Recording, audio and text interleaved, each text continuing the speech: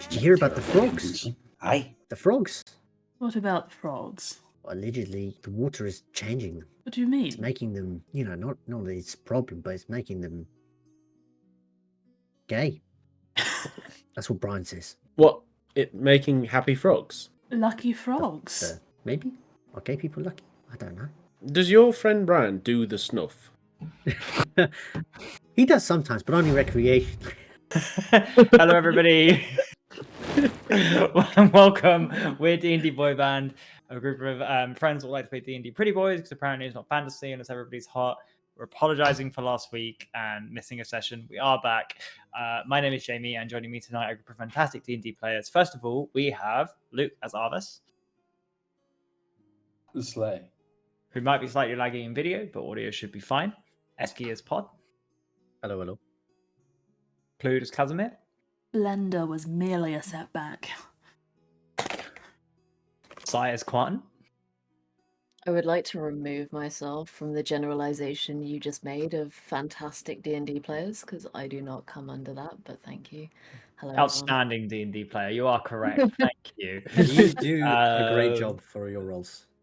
Alpha D&D player. And Ben as Mercy. Bless the maker and her water. Maidenless behavior. Before we begin, I don't think we have any announcements, but Nah. no. Nah. Nope, not that I can think of. Hello everybody. Obviously we're back. So to get you up to speed on the 2 weeks past, you guys successfully survived the ritual. You survived 10 rounds inside the spirit realm. You successfully freed Quan from the spirit, energy, blood magic, souls, whatever you want to call them. You all earned feats for that. I hope you remember them, and I've written them down because they are custom. I can message them if you wish. You spoke to Archon Noctival, who recommended you go to the Raven's Roost, amongst some others. You have a couple of contacts and information about Alarafa, the city, and you retreated and retired to the Raven's Roost, where you all leveled up overnight. And in the night, you had a fairly in-depth conversation about each other's motivations, backstory, eating your parents, whatever you desired to disclose. Now, this session, we can continue our roleplay if anybody wants to talk about anything or remembers what they wanted to talk about. But the other thing is that, obviously, with Quan's energy being removed, with Ilara's coronation and Razor's death, the first major arc of this campaign can probably be decided finished. You are obviously aware of goings on within Lukai. There is the Praetor's plan. There is the Creditors Federation. There is Abaddon's New Crusade.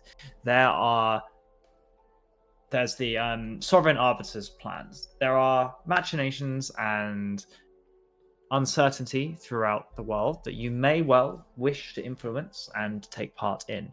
But for the time being, there is no direct path ahead of you. There is no pressure to do anything directly now, and as such, you may choose to take downtime to refine your skills, to investigate people's backstories, to investigate the world, to discuss with me about what's happening. So I know I provided you guys some storyline documents and also downtime documents, which I presume we can probably post in chat. I don't think there's anything wrong with that, Clued, or is there? No, send it. Feel free to send it. So the first part of this will probably be a discussion. While your characters are sleeping, subconsciously they are having this discussion. Imagine Toad was here and you're all communing via magic mushroom powder. We're aligning. Aligning, as it were. You can discuss how long do you want to spend in Alarafa, what events do you want to go to, what do you want to accomplish here, if anything. If not, where do you want to travel to, and how long do you want to spend here? I have provided a document which gives you some indication about the events and festivals coming up. I've only done it for about 2 months because I think that's probably where you'll land. There is also existing currently storylines. As I said, if you choose to spend downtime, there won't necessarily be consequences unless you spend too long, but the world around you will progress. Abaddon's war will continue, the Praetor's plan will go on, various other political factions, machinations will also continue. I've said the word machinations twice in the place about 2 minutes, which is probably the most anybody's ever said it. But you said D&D you said Boyband. machinations the first time, so maybe it Yeah, was. I didn't want to say it. So it was a different word, actually. Quan dies overnight, as That's does the one that Casimir. Don't punish Sai for my shithousery, God. No, Hey, you man, will I've both. made my peace. You will both die. And D&D Boyband, I'll throw it back to you. I get bullied. It's If I'm to okay. die with anyone, let it be Sai. I'm scared. Yeah, but who's gonna like bling bling your casket with like jewels and shit? Shit, If I true. die. I forgot about the death pact. Please Yeah. review the downtime activity and discuss amongst yourselves whether or not you would like to do any downtime, if it's worth it, what you would like to do. Oh, and obviously the rules are in there. The more time and money you devote to it, the more likely you are to succeed, be it either a lowering of DC or a rerolls, or the more information you'll get. And it is presumed that you are all working on your kind of main story thrust in addition to this downtime. So don't feel that anybody has to do, I'm looking into the Golden Order, or I'm looking into the Shards, or the Praetor, or Abaddon. Each one of you can assign basically 2 points, one of which has to be a main story point. The other one has to be your downtime activity that you spend basically either relaxing or most of your day on other than this. So cool. D&D Boyband, yours. When is Greg Skellington here, Jamie? I have... Have you read the document? I have, but remind me of the date. I have a lot of things going on my screen right now. Well, try having 3 screens. No, kidding. Also, for the benefit of our viewers. The Circus of Grave Importance occurs on the 24th of Harmon's Day, which this is currently... Sorry, Harmon's Day, I said Parad. Harmon's Day, which is the Sunday equivalent in this world, which is in approximately 17 days, is when the Circus of Grave Importance, led by the world-famous Greg Skellington, appears.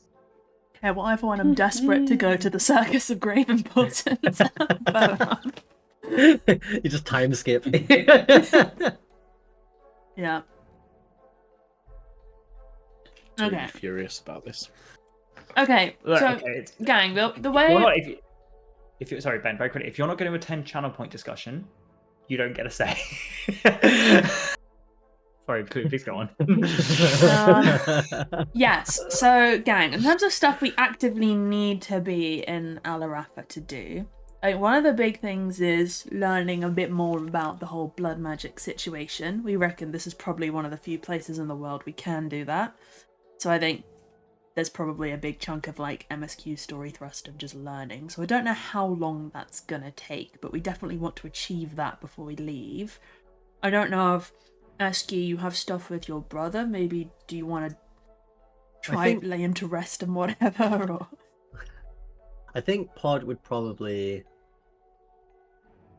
So any job that involves just talking to people who may not even necessarily want to be talked to would be right up Pod's alley. Like going to any sort of like, just sit in the inn, join random tables, introduce yourself in a kind of friendly way, but in a way that it's not so unfriendly that you would want to tell them to go away, unless you were that kind of person, and you just ask questions about little things, but nothing too specific. It's not like he's in there to try and understand, so I guess I would roll kind of a hearsay check on anything involving Immaculate Ecclesiarchy, Thugalum, and Creditors Federation, I guess. Maybe even if people are discussing blood magic, but it's unlikely.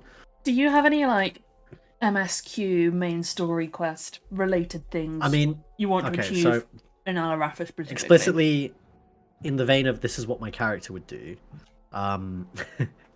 Pod obviously has no goals whatsoever. He just wanders around talking to people. However, he now has a secondary influence who would be constantly trying to guide him in the direction of finding more out about the Creditors and his hometown. So I guess innately he would be pushed to discover things about those things. Okay. I guess, like, do any of you have, like, main story quest stuff that you feel strongly about doing, or you feel like is a thing that your character would advocate for once we've achieved stuff in Alarafa? Yeah, I think... Yeah, go ahead. I think for me, it's like we've just come fresh out of the blood magic, I feel like the first, I guess, inclination would be to find out more about that, right? Mhm.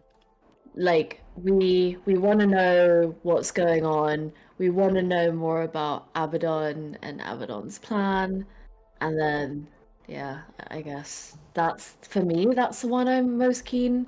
I think would make the most sense anyway. And then I'm also just personally, I'm really interested in Zavras. So that's like just I would be good with either of those. So Yeah, I was going to ask Janie, can we electively spend extra time doing MSQs to maybe learn more or progress more of main story? Or Yeah, do we have to so- do some sort of downtime? If you wanted to devote your additional downtime point to MSQ, I will reward that. Yes. I will say as well, MSQ is done in weekly increments. Your downtime, you may choose to try to devote different time to it. MSQ doesn't also necessarily have complications in the same way other stuff does. So if someone wants to be like, I want to spend, you guys need to decide how long you want to spend. But if you spend 3 weeks, as an example, 3 weeks doing it, and someone wants to spend 6 points into MSQ, sure. I guess in terms of where we go next, I think it's like subject to change based on what we learn, right? But Casimir personally, obviously, is very driven to return home and fix shit, but he can't do that until he knows how to fix blood magic stuff. So I think that's probably what he in his mind is working towards, but there are other things we could be doing, like there's the follow-up on the Immaculate Ecclesiarchy thing for the Sovereign Arbiter, which is maybe interesting. Like that would be pretty cool. There's like all kinds of other backstory related destinations for you guys, so I guess I don't know, DM, if you want us to like have a sense of which one we're going towards, or if you're going to give us a more of a push in any of the directions in I'm not going to give you guys a push. I will say that ultimately I'm going to spreadsheet this out, go through all of it, and then reveal it to you one by one. I know that there's an element of, well, if we learned this in week 1, we wouldn't have done this in week 2. Mm-hmm. So let's plan out. I'm going to assume if you guys are opting for downtime, and you don't have to, you can say, no, we're going to do roleplay, or we're just going to leave immediately. Mm-hmm. That is an option. But I'm going to assume if you guys are spending at least 1 week, I would like an answer for each of you about what you're doing with your 2 points for the first week. Okay. Right. And the document I provided are simply ideas. If you want to do something completely different, talk to me about it. Obviously, no. Okay. It sounds like we don't have like a thing we definitely are like, oh, we have to do this as our next main story quest plotline. So we haven't unfortunately hit a button yet that like puts an unbelievable amount of pressure on a particular point, but I'm sure we will soon. So I'm not rushing towards that yet. yeah. For context, last campaign I was accused of having like too much going on that was immediate and needed to be dealt with, and it meant that there was like no kind of flexibility or choice. I will force a choice given enough time, but I want you guys to choose what you're interested in first. What are like the current time pressures, right? Because at the Immaculate Ecclesiarchy, we weren't really given a timeline. It was just a kind of vague find out why they're preparing for war, and we don't really know what the timeline there is. Have you examined the festivals? Yeah, one of them involves them, which might be useful. 2 of them involve Two of them. Okay, yeah, but we ourselves don't have like urgency on that plot line necessarily. Like we don't super know what's going on there. I think so. So that one I'm just going to go through the MSQ option. City of the Dead, while we're here, we're doing that. So the Ecclesiarchy, we don't have a pressure on. Casimir's backstory stuff, the Praetor's been kidnapping people and blood magicking them for a decade. Like, he feels pressure to fix it fast, but there's no particular pressure. I guess Fazul went to the Sunken Isles, but presumably he'll be there for a few months if we want to stop him or, whatever in relation to Bane. That might be a time pressure. The war, maybe, is a time pressure. Kwan's backstory stuff, I've got to figure out who and what he is, learn more about the shards, but also there's like pursuing stuff about where he is from. Like Bran gave us ideas about his home, so I don't know how you if that's a thing you're into. So I feel like the only time pressure there is potentially going to. Oh fuck! I can't even remember what it's called. Going back to my home. Because of the war and stuff, yeah. Because yeah, but also because Bran left to go. Again, Claudia is where your Bran said he was going. So and Bran left already, so he's going to be there. So we don't know how long he's going to be there for. If we need like a guide or we want to like talk to him. But in terms of like the shard stuff, I feel like there's not really a path for us to understand more there. So I imagine that's something we may learn a bit more as time goes on. Yeah, so that's my feelings on that. But I'm not in any rush to do the travel over there. So I'm sure Brian will keep his best before is probably good for a while. I can harass him with sendings every morning and tell him to stay in place. Jamie, could we make a few rolls to see, like, for example, how long we think it would take Fazul to get to the wherever he's going, or like various people? Yeah, no. Get So there? I will actually work that out very quickly based on my scale I have. So we have that scale. Wait, are we on? One of Oh, no, sorry, my this is- one of my flavoursome activities in the downtime was to send NPCs sendings just as way of harassment every morning. So in one of those, I could ask him how his trip is and find out directly, I guess. But yeah. Okay, so it's approximately 400 miles by sea from where he was going to travel by sea travel time. So let's just Google it.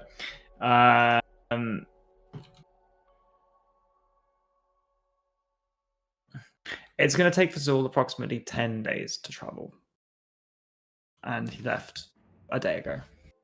Okay, so not that. If we were looking to stop him or for him to not start adventuring without us, then we would not have. You're currently closer. Okay. But that ship has somewhat sailed. Yeah. I mean, like, yeah, I can implore him to wait for us so he doesn't do anything stupid with shards, but yeah, I feel that's a hard persuasion roll. And the other things I have in our main story quest list is Pod and Thugalum. So is there any time pressure there? I don't imagine there's. I mean, that's more of a DM question. I don't think mean, there's an incredible time Pod pressure, probably but- feels a lot of pressure, but that's been happening for a while, right? It's probably not. You know, what's happened there is already done. It's not like it's about to explode anytime soon. But And then- it is a problem that will be solved at some point, but it's not incredible. Also, I was thinking just now. I didn't interrupt, but like, you can't necessarily convince him because he won't listen to you. But if you send him the same message every single day, I think eventually it might convince him. You know, like if how he can't stop it. Like literally, just every time, just a slightly different message, but the same thing. The most Go. irritating sendings possible. Yeah. For Arvis, I mean, I just have Seek Revenge and Abaddon's Empire, so I don't know if that seems like war related. I don't know if you have any time related stuff for Arvis, but yeah, looking into the wars with Abaddon was the one I had my eye on. But you know, flexible on that, of course. In terms of like any personal stuff, yeah, there was like something to do with the feats, possibly some crafting stuff that was in the pipeline as well. Alright, but like all of our main story stuff, there isn't a whole lot of time pressure apart from maybe if we wanted to stop Fazul from going to Green Shard, then that's probably the one. Sorry, Ben, you were going to say something related to that. Yeah, or something. I was going to say, like, I happen to get a very good set of portents for the next sort of 10 days. So perhaps you could do some of those sendings and try and persuade him. I think my general vibe is that if Fazul goes to the Sunken Isles alone, feel like he will inevitably find Green Shard, get taken over by Green Shard, and then we'll have to like fight some sort of Uber Fazul, which would not be ideal considering we've invested like a fair amount of time in this guy's recovery. In this guy's recovery from like non-twattishness. We've been rehabbing him pretty hard, yeah. Yeah. Yeah. And also I feel like his brother would be really smug about it as well. I think he deserves the good end, you know? Yeah. Alright. Okay, alright, so maybe if we like stall or try to persuade him off or at least play for time on that one, that's our only time pressure and maybe we can do something about it. So otherwise we're kind of just good to vibe in the City of the Dead and get shit done until there's something that points us at one of our MSQ stuff. So that's good. Cool. Sorry guys, we're just downtiming until, yeah. Time pressure forces us otherwise. Okay, so your first week in City of the Dead, I believe, is fairly... There's no events either that I've published. So from the 7th till the 19th, which is 12 days, which is a week in this world, that's what you're going to be spending. So I'm going to go one by one and basically ask you what you're doing for your MSQ thing and your downtime. So Massey, first and foremost. Oh shit. Yeah, I mean, I'm gonna wonder if there's any. No, I mean, for downtime, I'm gonna try and pursue the MSQ, the Blood Magic MSQ. I'd like to put my time into that. Okay, so is that researching what it's about or what else? So is that the MSQ and the downtime? So you want to invest both into it? Yes, exactly. Yeah. Okay, Casimir, are you investing just your MSQ or are you doing anything else with your downtime? Well, so Blood Magic specifically, we have that contact, Lyra? Someone? So he would definitely go with Mercy, given he sort of uses Blood Magic himself to some extent. He would definitely be invested in learning more about it, both in terms of like figuring out what happened to him when he was younger and why he has a connection to this kind of magic, and then like how to stop it, defend against it, whatever would help in a Varsala Praetor sort of situation. Okay, so that's your MSQ? That's my MSQ. Oh, my downtime? My downtime, man is keen to be stronger. He's angling for power. So in the spirit of angling for power, I'd like to... I think in the first week, he's not going to be doing anything to push the boat out. He's not going to be hunting Merkel's bros. So I think he'll maybe just be working on something like a feat. Maybe like a Warcaster-shaped thing.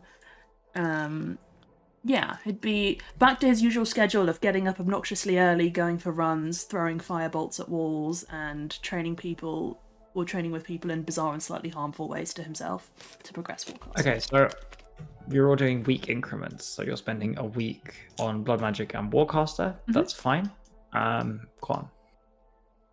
Yeah, I actually want to do the same thing as Mercy. I feel like this would have been fresh in his mind. He wants to know and help, so like all of his downtime and main story quest time will be spent with Mercy, researching, doing as much as they can together. Okay, fair enough.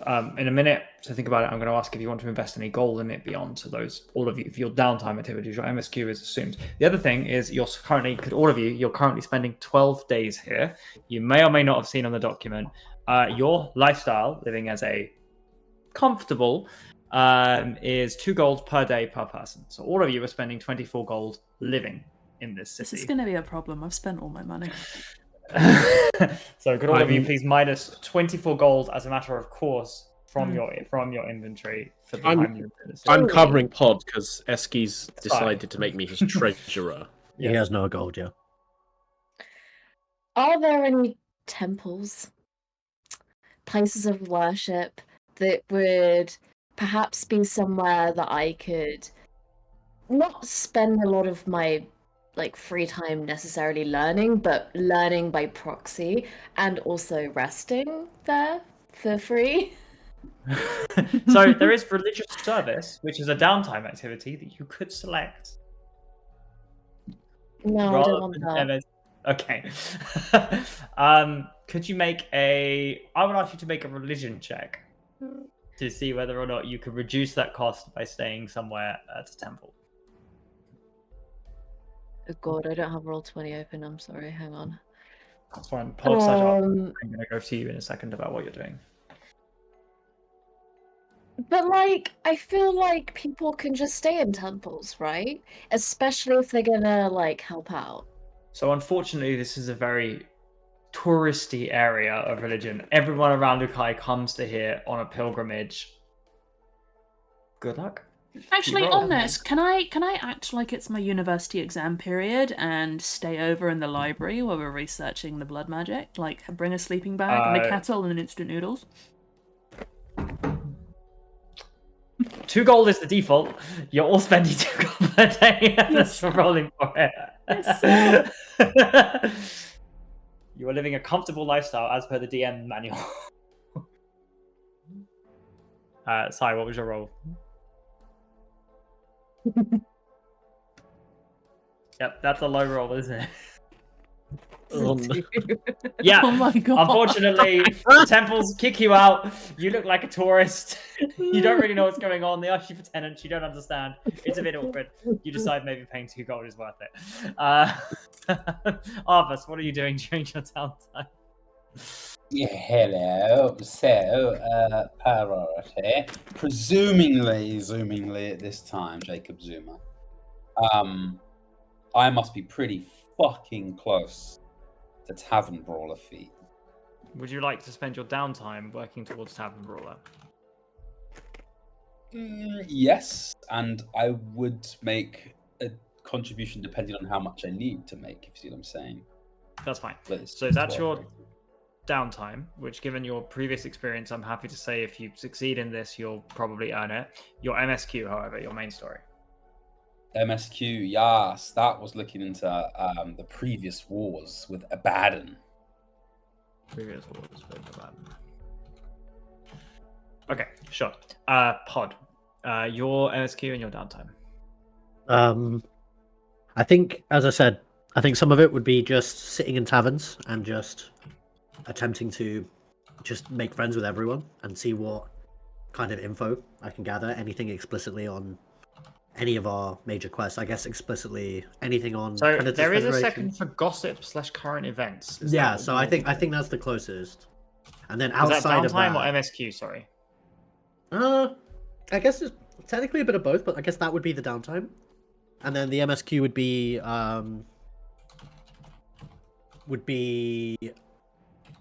potentially looking around to see if there's anything Kalimvor related nearby. Not just like, try and see if there's anything that isn't just touristy Kalimvor, but actual genuine interesting Kalimvor.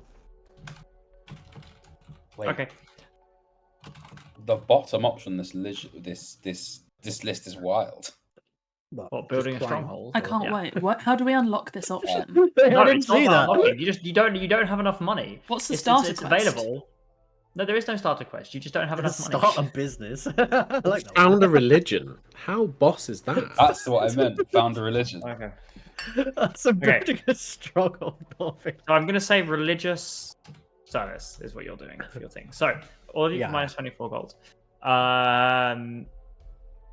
So Jamie, just quick point. So there are a few not time-taking activities, but stuff I said I would do last session, like try and ask a priest to remove my modify memory and Gias, get a greater restoration at some of the temples. Mhm. What would I need to invest in order to do that stuff? roll a charisma check for me. A charisma check. Yeah. Okay. Which die should we use? Let's use the ones with the floating skulls. We are in the city of the dead after all. Just straight charisma or persuasion or... Persuasion. Not that makes any difference. 14. Okay. Investigation. Investigation. Oh, that is good. 13 plus 8, 21. 21. You make your way around various temples to the Raven Queen, to Kalimvor, to the various deities, the primordial pantheon, and each one attempts to help. Some more than others. Various archpriests, high priests. One promises you that they have solved it, but you know they haven't, and they attempt to charge you for it. And I will say that based on your investigation roll, you don't necessarily lose money. You're aware that you probably need a slightly stronger greater restoration than one that is being offered commercially. I would say that this might require a higher level casting of greater restoration, similar to the spell that was cast on you, and these are casting it at 5th level. So this might be a Ask the That's- Archon in the next week. Not necessarily the Archon, but someone capable of casting a higher level. None of which these seem capable. Can I ask a question related to that, Jamie? Yes. Okay, so assuming that, like, basically, how common is it to have access to, like, 9th level spells in Lakai? Like, Incredibly rare. It's basically Archons or Gods is what you're at. oh shit. What about, like, 8 or 7? 8th is... You'd imagine that the leaders of certain factions would have access to these spells. Or ancient dragons. So, like, we're talking 8 and 9 is, like, less than 0.1% of the population. Yeah, what 9th is like incredible world dragon level threats. Sure. Dragon in the One Punch Man sense. And like 8th, 7th is more like the most elite of normal society, in the sense that you might actually see them rather than an Archon or a God. Okay, cool. And my other, like, not time-taking activity was harassing NPCs through Sunday, which you will just kind of constantly do as a point of order for fun.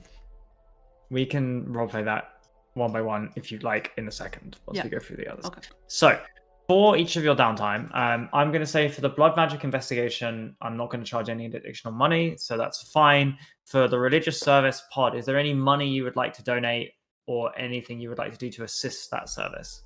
It would have to be my time because I have 0 money. Would you like to ask your banker to donate any money for you? He never would. Absolutely not. He just. No, he just okay, would so there be is like- no he would money appear, devoted to this. but also through his attire. To I be don't know clear, if I have that is charisma going roll to this. raise the DC. To be clear. I mean, that's fine, but like he would That's fine, always present, okay. he would present as someone who is not made of wealth. Like there's nothing about him that gives off like this guy's got loads of money. He's just If they ask him for money, it's very genuine. Like I don't have it. Okay. Tavern Brawler. Is there any money you would like to put towards that, Arvis? Help me understand how this helps me doing the money. So you can pay people to either be there for street brawls, you can devote it towards medical things so that you don't necessarily, or your legal fees as people attach to people you attempt to. Basically, it is a generic, if you spend money, the DC is going to be lower. If you don't, it's going to be higher. It looks like the DC might be 5 currently. Based Is that on the correct? document. Yeah. You're spending a week, so it's 10, but you're also attempting to get the achievement. So I will say it's going to cost. I will say it's DC 15. What's the DC 15 athletics or acrobatics check to succeed? If you spend 100 gold, it will be 18 otherwise. Yes, I will spend 100 gold. Sure. Yeah, I'll do that. So let's deal with that one first. A DC 15 check, given what you've done in the past, to achieve Tavern Brawler during these 12 days. And that would be, let me get properly onto my sheet. And sorry, that would be it would be, you said it was athletics. Or acrobatics, your choice. Okay. DC 15, athletics. Yeah. Cool. And I'm paying down some cash for it. Cool, and it's DC 15. I'll go for it. Let's do it. Cool. Ooh. Is that an auto pass? Hold on, let me check something here. Sorry, Artificer stuff. Artificer Dreams. Where are you? Here you are. Yeah. Oh, wow. Yeah, I can. Okay, cool. I have a plus 14 to this roll. Disgusting. Okay, fair So enough. I need to roll a 2. And then I just basically need to not roll a 1. Okay, cool. So I'm going to use guidance as well. Going to use armor of magical strength as an artificer, which adds intelligence modifier to it. So any strength check or saving throw. And then I'm going to add my plus 10 athletics, which I have expertise in. So hopefully that stacks on nicely. So I'm going to have to add this after the fact, but let's go ahead and roll, see what comes out the other side. Not coming through the... It is a 14, so for 24 plus 29 plus a d4. You succeed. You can add Warcaster Warcaster. You can add Tavern Brawler as you spend the whole time in bars, kind of generally getting down and dirty with the city's underbelly. However, there's a 10% chance, even though you've been successful with complications. Could you roll a D100 for me? 10 or lower implies complications. Yeah, I can just do that through the... All right, go on, bruv. It's a 45. 45, absolutely. There's no repercussions. There's no kind of hangers-on or enemies you make during this time. You are remembered as the rat who probably just scraps a bit too much than they probably should. You can add Tavern Brawler to your sheets. Let's go to Warcaster. Yeah. Warcaster. You've been fighting. You've been casting spells for all of this. It's probably a little bit harder than a deliberate attempt by others, but are you going to invest any money in this to attempt to make? I don't have any money to invest. I spent it all on clothes, DM. Cool.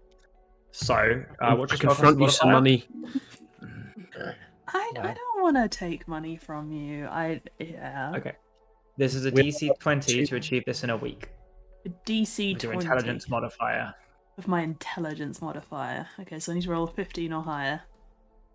Are you sure you don't want some money? Arbus will offer you a reasonable loan, of course. Spending 100 will bring it down to 18. That feels worth it, maybe. Let me set. Let's Pod and me set you like 250 gold, and then what is it then? I mean, I won't be using it, so yeah, feel free. Also, I'll unwalk Caster when I'm Mercy. good and ready. Thank you. Mercy doesn't care about wealth. Does 250 make a difference, DM, or is the 100 the most I can put in? No, if you increase it to 300, it will go down to 15.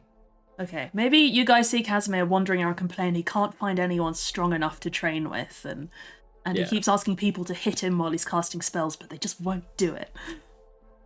I Needs to hire spend someone. 300. 300. Very well. Thank Casimir, you, God. that is a 15 DC with intelligence to attempt to earn Warcaster during this time. And I'll hire. Oh, which dice should I Wait. use? Oh, sorry. Before you roll, to be clear, the reason I'm giving these as 1 week's effort is because you have already demonstrated trying to move towards these. If you wanted to earn an entirely new feat from scratch, there might be multiple success attempts. Yeah, I've been hit while casting concentration spells. Mucho. I think if I don't naturally learn Warcaster in the next 3 levels, then that's kind of dumb. But Bro, I rolled a 19. That's fine. We didn't need money. It's quite essential. 19. Hell yeah. Casimir, you appear every night to study session with blood magic, blood abused, battered, but you get a good sense of how to keep your concentration focused on the spell, the magic within you you're controlling, to grit and bear it through the pain. Could you roll a D100 for me for complications? For complications? There's complications on your downtime activity, regardless of if you succeed or not. It's worse if there's failure. I've rolled a 70 and a 10. So 80. No.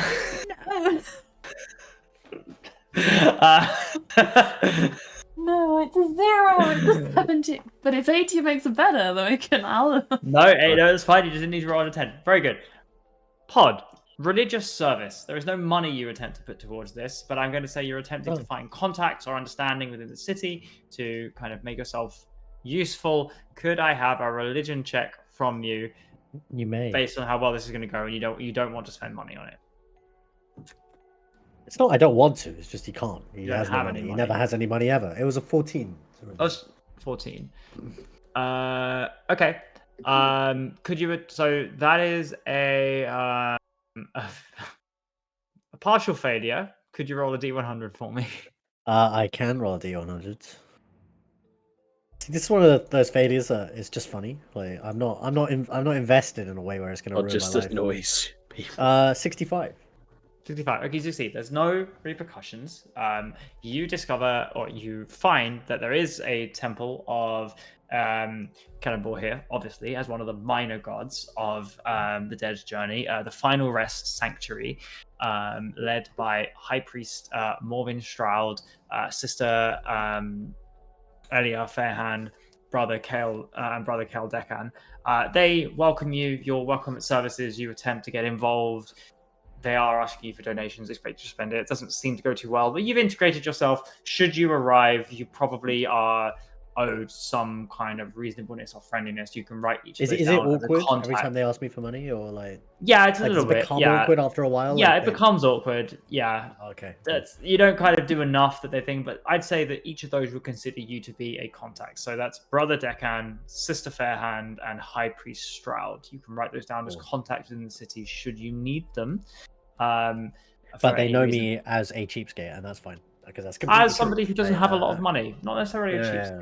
The rest of you investigating in blood magic, which is Mercy and Quan. For your downtime, could you roll a D100 for me? This is inherently a success, the investigating it, but you might have complications either way. So if you roll under a 10, let me know. Did I also roll this, or are we doing Looking this at- separately? For... This is separate. You can't fail your MSQ, but this is these two's chosen downtime activity. That's a 92, DM. That's a shame. I was looking to you to fail. I bet. Trying to screw, Sai. I got a 28. Both of you succeed. So, now moving on to MSQ, for which Mercy and Quan, you two can both have advantage for this roll, and Casimir a single roll. Pod, you're looking at gossip. Arvis looking at previous wars. So Arvis, I'm going to need a history check. Pod, I'm going to need a perception or investigation, whichever you prefer. The rest of you, it's either going to be a history, an arcana, or an investigation check, depending on whatever you prefer. That is Mercy, that is Quan, and that is Casimir to investigate blood magic while you're in Alarak. Sorry. Or repeat that. History, Arcana, or History, Arcana, or sorry, actually, I'll expand it to make it so history, Arcana, investigation, religion, or persuasion. If you're rolling persuasion, it is to attempt to get a interview or time with Lila Ravenwood, which we'll deal with as part of a group. Jamie, I'm can I- gonna choose that one. Did I mishear you, or did you give me different roles? Pod, your perception or investigation, depending on whatever you prefer, to attempt to understand, sure. talk to people, gossip. Perception, persuasion, or investigation for you. Sorry, three of them. That's I know. And one. for Arvis, just history, was it? It wasn't investigation. Just history, because you're looking into previous wars. I would struggle to justify another check. Fair. Jamie, can I make a petition? I happen to have rolled like exceedingly well on a number of the portents for the like week after. I think I got like I got 4 crits and like 3 19s. So like 7 of those days are like something basically would go really well for Mercy. Can I kind of apply those to the kind of group MSQ that we're all doing into the blood magic? So I don't want to negate other people's roles. I will say that you are well within your rights to take to make it not be just you get one good roll. Let's say if you want to take the average of 3 rolls from a week, you can take that as the roll you get, and that's you getting it, if that makes sense. Mercy is so welcome to negate my role if they'd like to. I'm not allowed to. The Jamie has spoken. Okay, So, cool. rather than Mercy basically giving everybody free advantage, Mercy, if you take 3 rolls and you roll 3 crits, then you crit. Oh god, I rolled horribly. Wait, Sorry. that's worse than Let's go around okay. it. We will start with individuals. And bear in mind, Mercy, you have advantage on your actual roll as well, so you can add your actual roll to the average of the others as well. Let's start with Arvis. Arvis, your history roll. Cool. So that's a D4 with what do you call it? Guidance, and then let's roll history itself, which is another 4. So a total of 8, I believe. Maybe I'll drop a little lucky point on that roll. I think. Let's go for that. Come on, baby. L'histoire. 15 plus 4. So it's wait. Okay. So 19 plus 4. So 23. Okay, 23. There have been 4 wars throughout history, not including this one, presumably that's about to start with Abaddon and the rest of Lukai. Abaddon is the only avatar that has persisted for the entirety of known history for the last 3,450 years. Regardless, however, in the year 20, it was called the War of the Dark Ascension, which is when Abaddon revealed themselves to the rest of Lukai and attempted to conquer it. This is the closest they got. They conquered most of the southern part of Lukai, up to and including Dominus. It is the only time that they have got to Dominus. They were eventually pushed back, as this is one of the few times in history that Primordial Pantheon have intervened directly into the events. Which Pantheon, sorry? Primordial Pantheon, which is the 12 original gods. As each one of their arcs were you are also aware that this is an event known to some as the Sundering, to others as the Reckoning, which is where some of the gods were replaced. Abaddon's empire, and this can perhaps be the information that you can reveal to the rest, if an entire preserve is conquered by another entity, or another force, that preserve's god seems to be significantly diminished in power, so that another minor god can take over them. This is when Asmodeus, Geb, and the Raven Queen took control of their preserve. There were previously other gods that were in charge of each one of those preserves, and they pounced on the fact that Abaddon's war had significantly reduced the others in power to take control of them. These are not the original members of the Primordial Pantheon. I love that for Geb. The second war. Abaddon's Very war. interesting. Sorry, Abaddon's. So that war weakened. It was which of the gods that managed to snatch their place? Geb. Geb, the Raven Queen, and Asmodeus were not all the original gods. They just took their opportunity against the gods, which time has forgotten to some extent, although you could attempt to look through our research for. They supplanted certain gods in that attempt, in that war. Who was before the Raven Queen? It was before Asmodeus.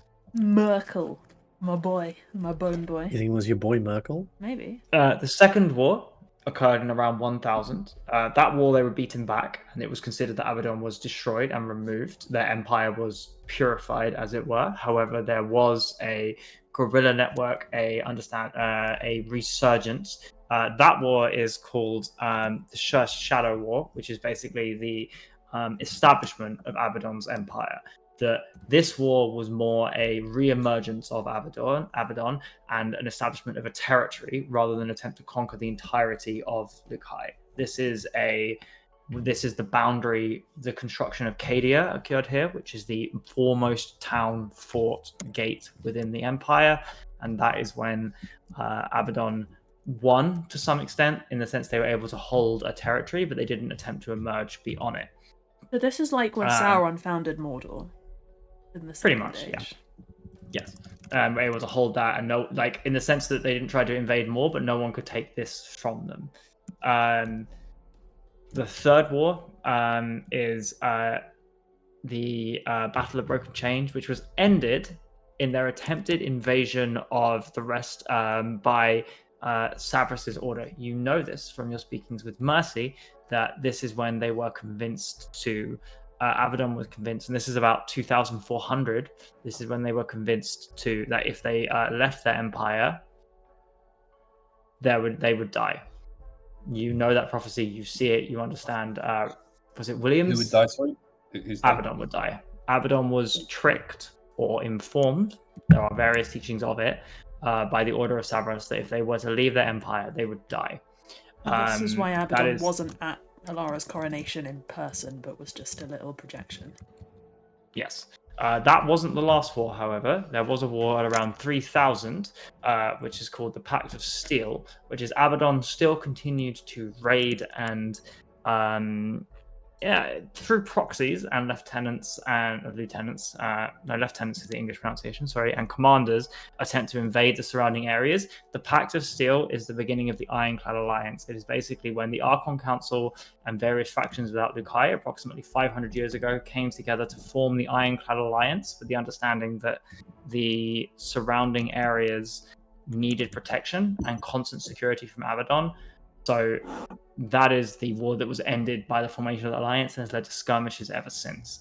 You have Abaddon attempting to conquer, the most successful they were early on. You have the founding of their empire. You have them attempting to ride out again, being tricked to stop. And then you have their constant aggression and guerrilla warfare ended to some extent by the constant vigilance of the Ironclad Alliance that Quan used to be a member of. Thanks, Quan, keeping us all safe from Sauron. And many Yeah, people no keep your problem, service. man. And Abaddon's empire is not necessarily a place that anybody goes. The furthest anybody gets inside is Cadia. Beyond that, it is fragments, it is reports, it is small snippets of horrors, of experimentations, of dark magical rituals, of which there are precious few records. And with that role, you're perhaps intimately aware of some of them. You don't necessarily piece things together beyond the ravings of a madman. Not yours, other people's. If you want to invest any more time in that, you might uncover more of the more recent scouting reports, but that is the basic history of Abaddon's empire with the rest of Lukai. Pod, we might come to you last because it might inform how you're all feeling about the walls and everything. The rest of you, because that's current events and gossip, the rest of you, blood magic. Those of you with investing 2 points in this, advantage on this roll, we'll start with Mercy. Mercy, what did you roll and what did you get? Wait, so sorry. Am I rolling 3 times or like 3 times with advantage?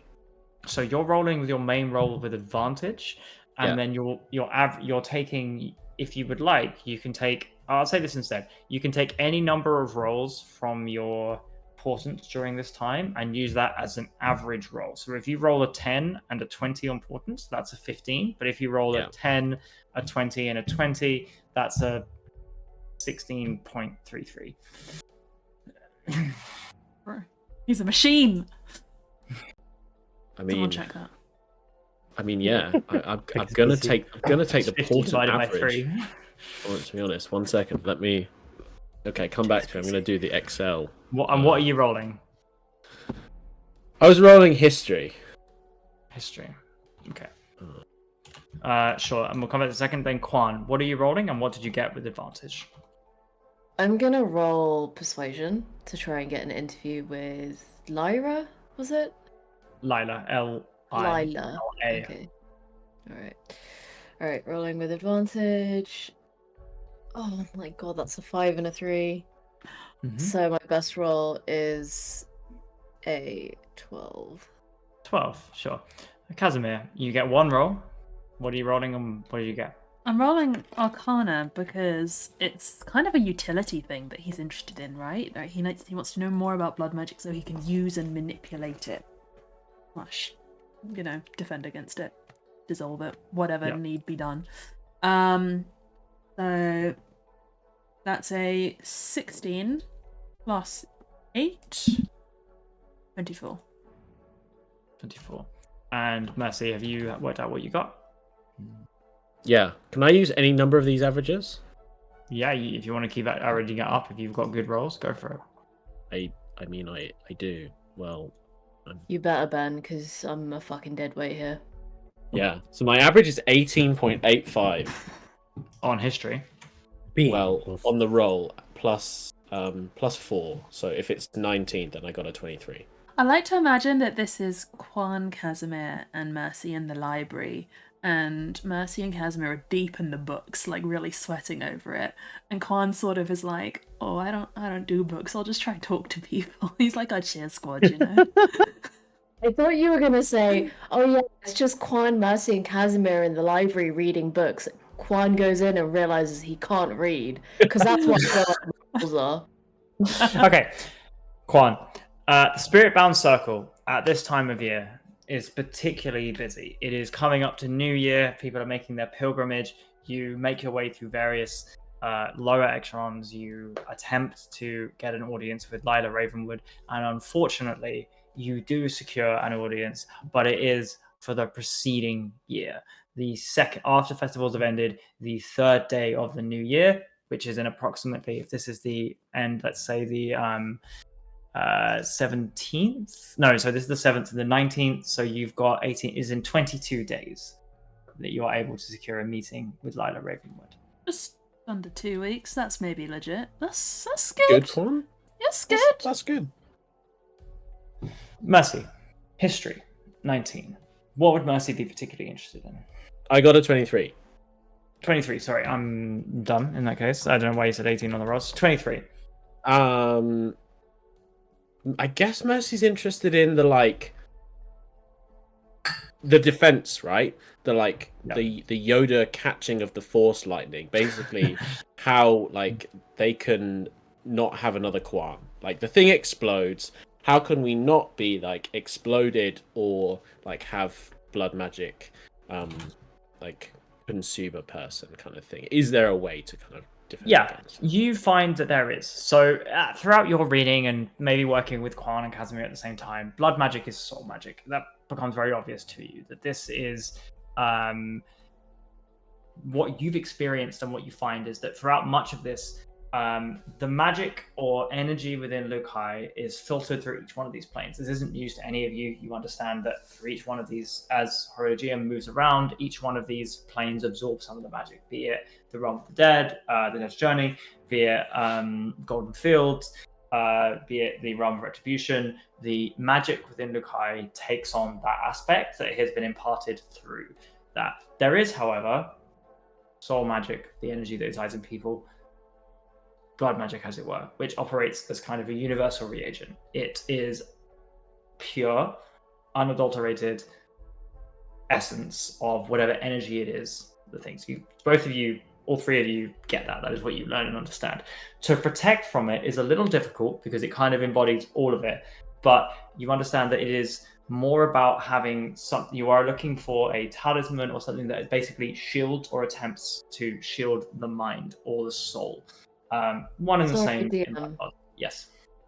When you say it's hard to protect against it because it's kind of all of it, what do you mean by that? I mean, there's not a damage type. It's not necrotic. It's not psychic. It's not fire. It is kind of somehow all of these and none of these, in the sense that it's pure, unadulterated, magical essence, soul essence, rather than being affiliated or attributed to a certain plane. You're not experiencing divine damage when you take it. You're not experiencing fire. It is all of these, and therefore you can't get resistance against this type of magic in that sense. If you're resistant to fire magic, you're not resistant to this. You need to attempt to shield your soul and your mind from its effect, rather than Okay, but question. So, is this it's very difficult? We would have to do more learning, or we'd maybe have to speak to someone, or is this it is not possible because of the type of is. magic it is? It is more about keeping that magic outside of you than it is keeping within you, and that is something through. There are various histories of, and I'm going to use an item here, but it is not the only way, someone being protected from this by something like a ring of mind shielding. You are basically attempting to protect your soul and your mind from the effect, rather than stopping the energy getting in you, because there's no way to stop the energy once it's inside you, but there is a way to stop the energy from getting inside. What is interesting, and what you can relate to Quan, is that the fact that Quan acted almost as like water and oil to this is strange, because what you find is this magic is not only a universal catalyst and reagent, it is incredibly binding. It seeks to attach to something, and the fact that it couldn't attach to Quan and was disabled and was separated in some way is confusing. That's what you find in your research, Mercy, and throughout history, people have attempted to use this magic for various rituals. There are rituals, there are spells, there are things that can only be done during certain times of year when magic is attuned to it, be it a particularly powerful religious spell during the high sun, be it a nature spell during the Feywild, this would serve as an option to do that. It is just that the ways of getting this magic, there are wells or reservoirs that have been found. Particularly, there are reservoirs of this that have been found in the Lost Plane. Interestingly, that magic that comes through that, while you're researching this, find that obviously there was once a god there. The magic that comes through the Lost Plane is still attuned to something. It is not pure, unadulterated magic as this is. Casimir, with the 24, you get all of that. The Arcana side of it, what are you looking for in particular? Well, I mean, there are several aspects, right? It's like this is something that he was affected by, so maybe it's a bit in relation to himself. Like, how does it relate to the Praetor's plan? Like, what is the properties of the magic? Like, how is it usable? I think there's something around, like, I guess. We saw in the Stormlands it was like a big ball, right? Like that exploded. Yeah. So how do we disperse reservoirs and use it productively? With a 24, and relating to stuff that you're looking at, you'll find specifically, perhaps what I would say is disturbing for you, which is that this magic exists in all creatures, be they plants, be they humanoid, be they dragons, be they giants, and there are varying levels within them. You would learn that dragons, giants, the larger the creature, the more magical they are in nature, the more they have of these. But that tieflings and Azamars in particular have been discovered to have higher levels of this. And with your experience of the children who are missing, that perhaps resonates quite highly with you. And that it is a nature that this is found, not to say the word organically, but is found some places within Lukai, but ultimately this is soul magic. It's what you discovered, it's what you found. And that there are people, races, species that have more of this than others, and there is a disproportionate amount found in those that are closer to the divine. You could perhaps logic out that should a god, or should an archon, or something closer to the divine ever be exposed to this, you wonder how much of that power or well of this energy is found within them. Is it the case that the more of this you have, the more in tune you are with Lukai, and the more in tune you are with power in general, or is there a different relationship there? Mm-hmm. Okay. So that is what you three found, and you can discuss it. Sorry, go on. Yeah, I mean, I guess my question was more on like utility, right? Because he's into learning about this so they can practically do something in Varsala should they encounter another well of blood magic. Yeah. The well itself, that ultimately this is attempting to move on. You can perhaps talk to Noctavale about it, that this energy seeks to disperse or go somewhere. That realm or where it goes is through the Dead's journey. As you're here, you know that when somebody dies, perhaps you look into that. Okay, if this is soul magic, where does it go? It passes through the Raven's Queen realm. Where it goes from there is not something you find out on a 24, but you know that perhaps you learn intimately that Pod, in attempting to guide this, allowed it to stay here rather than move on. You also perhaps begin to question it's awkward. Where you are returning your souls, your energy, and Mateus from. Not that you perhaps weren't already. And from a utility point of view, beyond just it being used as a reagent or be able to cast spells, you're perhaps also, when you learn about it, is when necromancy occurs, what is the nature of that? What am I returning? What is coming back? Because it's fairly unique to Casimir that he's reanimating stuff with like a soul, right? Like with Mateus, that's weird because most people just res skeletons, right? They don't have personality. Most people, it's the magic.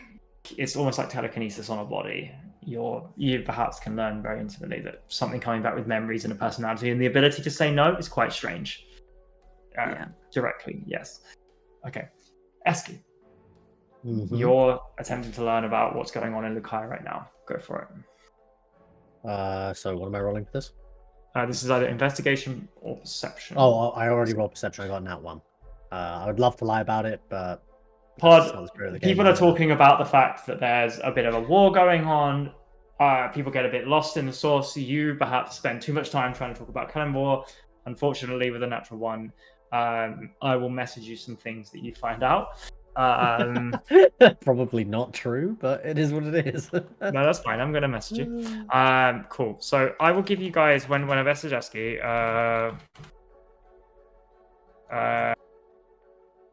You guys can talk about your things and if you would like to spend another week or what you would like to do. Well, I guess we haven't learned anything that makes us think we're directly ready to go anywhere, right? Yeah, for a moment, James just messaged me a bunch of like conspiracy theories, and for a moment, the first one nearly got me. I was like, "What?" Do tell.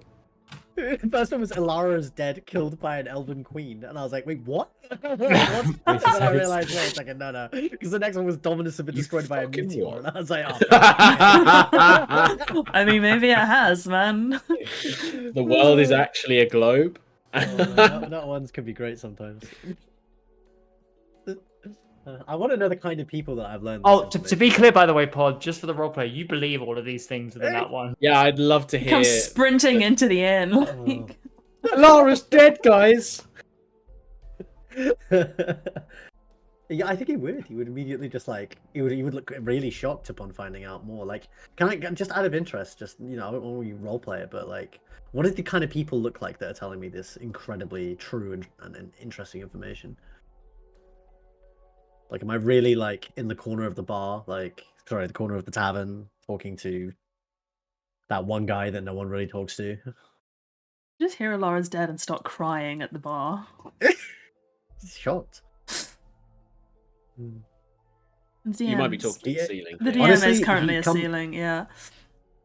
That's fine. So I guess at some point Pod would when he links up would be talking about how Ilara could be dead, killed by an random elven queen that we never knew existed. Dominus potentially has been destroyed by a meteor. Abaddon is allegedly dating the Raven Queen again. We're not sure where he got this information from. The water is also turning the frogs gay. We don't know. It's just there's a lot going on. The water is turning the frogs gay. There's a lot going on. The minute you mention Alara's dead, Casimir immediately sends her ascending to the effect of please tell me you're alive. Are you dead? What is wrong? You're not dead, are you? Yeah. Ilara responds, no, I'm quite alive, thank you. Where did you go to? It's been a while. You just disappeared in the middle of the ceremony. Oh, she's probably one of the NPCs from that point. He occasionally sends hellos and lets her know what we're up to. Like a text every few days, Something like that. Okay, fair enough. So she is alive and DM, what is the social norm? What's appropriate in society? How often to send sending spells? Because I feel like if you send people text too often, it's invasive.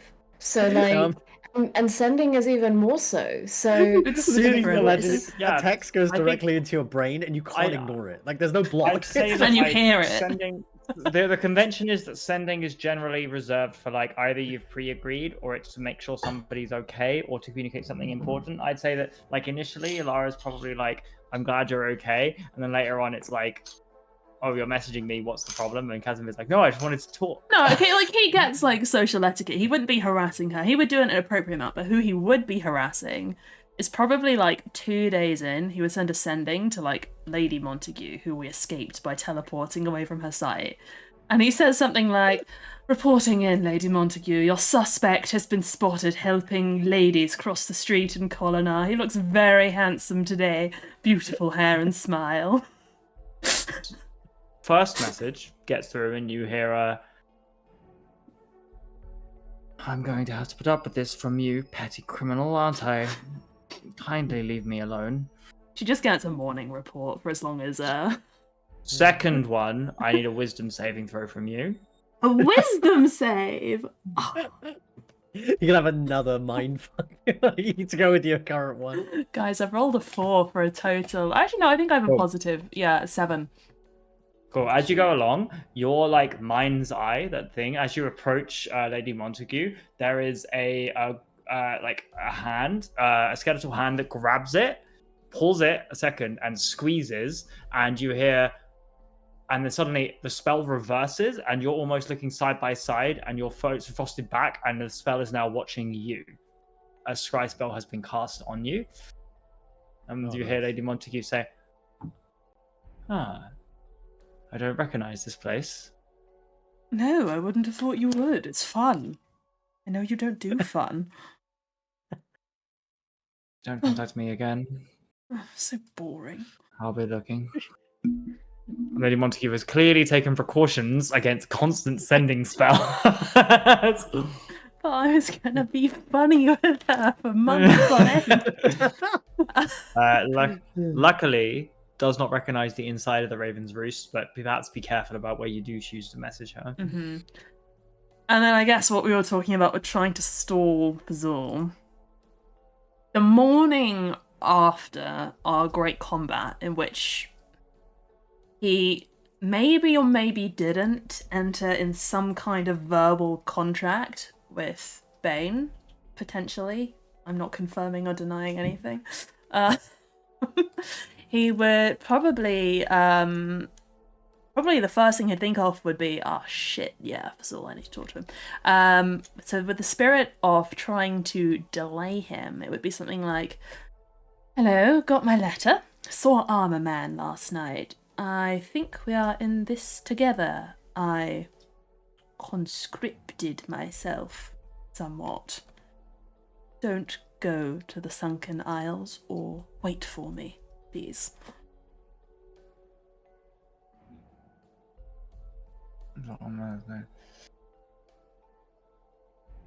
Okay. Make a persuasion check.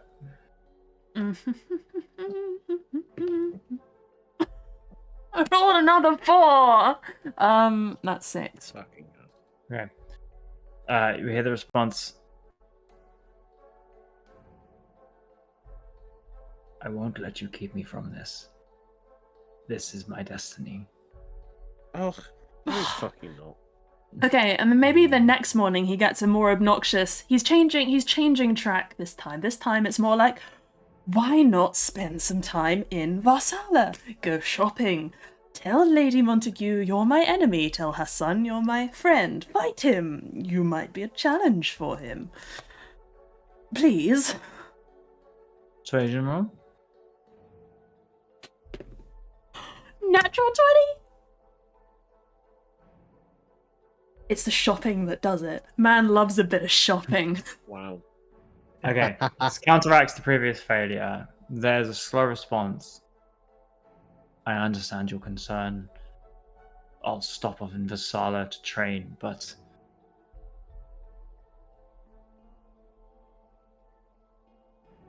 you understand.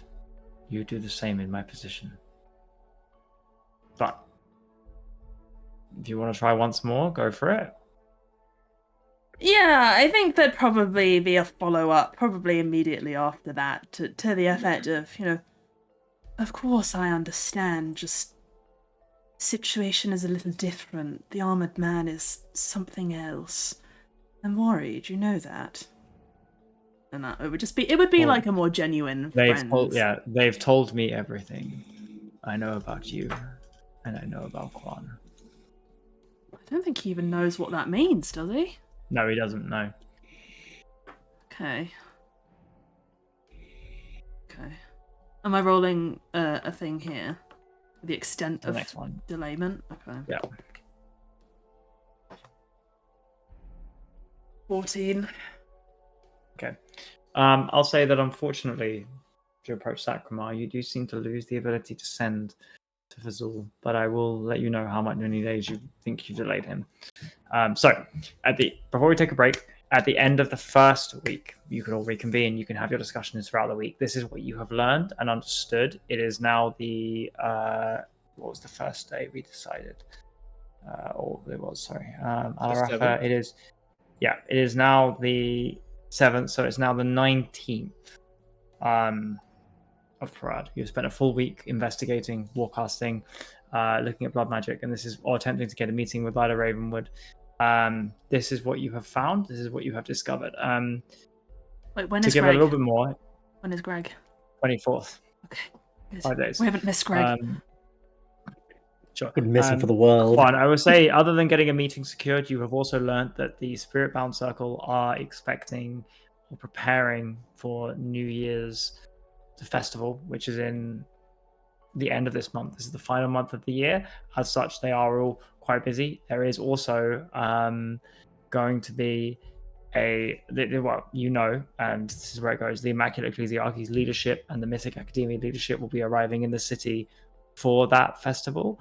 As this week goes on, they all do arrive. They make various pilgrimages to various places. They are all going to stay in the city until the first day of High Sun, which is the first day of the year. Lida Ravenwood is with that leadership until the first day of High Sun. That is why she is unable to see you until then. It is because she and other higher up members of Alarafa are spending their time with the leadership of the Immaculate Ecclesiarchy and the Mystic Academia as they attempt to perform the Pilgrimage of Repentance and the New Year's Festival. That sounds like something we should be trying to snoop around if we want to investigate the Ecclesiarchy. So, you can all learn that. You will know that. You reconvene, discuss if you would like to spend another week, or if there are any events you want to prepare or wait for. You are aware now that the Pilgrimage of Repentance has occurred. The Immaculate Ecclesiarchy and the Mythic Academy's leadership has arrived, which are basically them coming here to honor the dead, those who died 50 years ago during the Wars of Shame. Lilith's ascension. Mm-hmm. Mm-hmm. Right, as I'm talking. So during your first week, you probably discovered nothing that time gates you. As you go on, you might well, and perhaps the one who would discover what's happening in the wider world rolled a natural 1 and believes that Ilara is dead. So,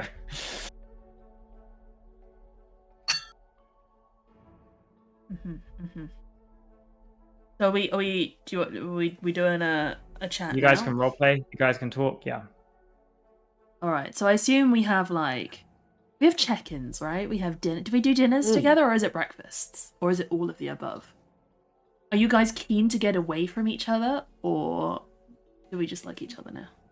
Well, I imagine Casimir, Mercy, and Quan hang out quite a lot over the course of this week. That's true. I don't think, and you're probably going to have to roll, I don't know what, but if you want to get away from Quan bringing the group together, that's going to have to be with some amount of effort. Otherwise, you will be found, you will be dragged, and you will be forced to eat a meal, a sit-down dinner. I will entertain you. You probably You will have be to. treasured. You probably There is have to nothing you drag can do. Casimir off the training grounds a few times, but he will come eventually. So that's perhaps end the first week with a roleplay dinner.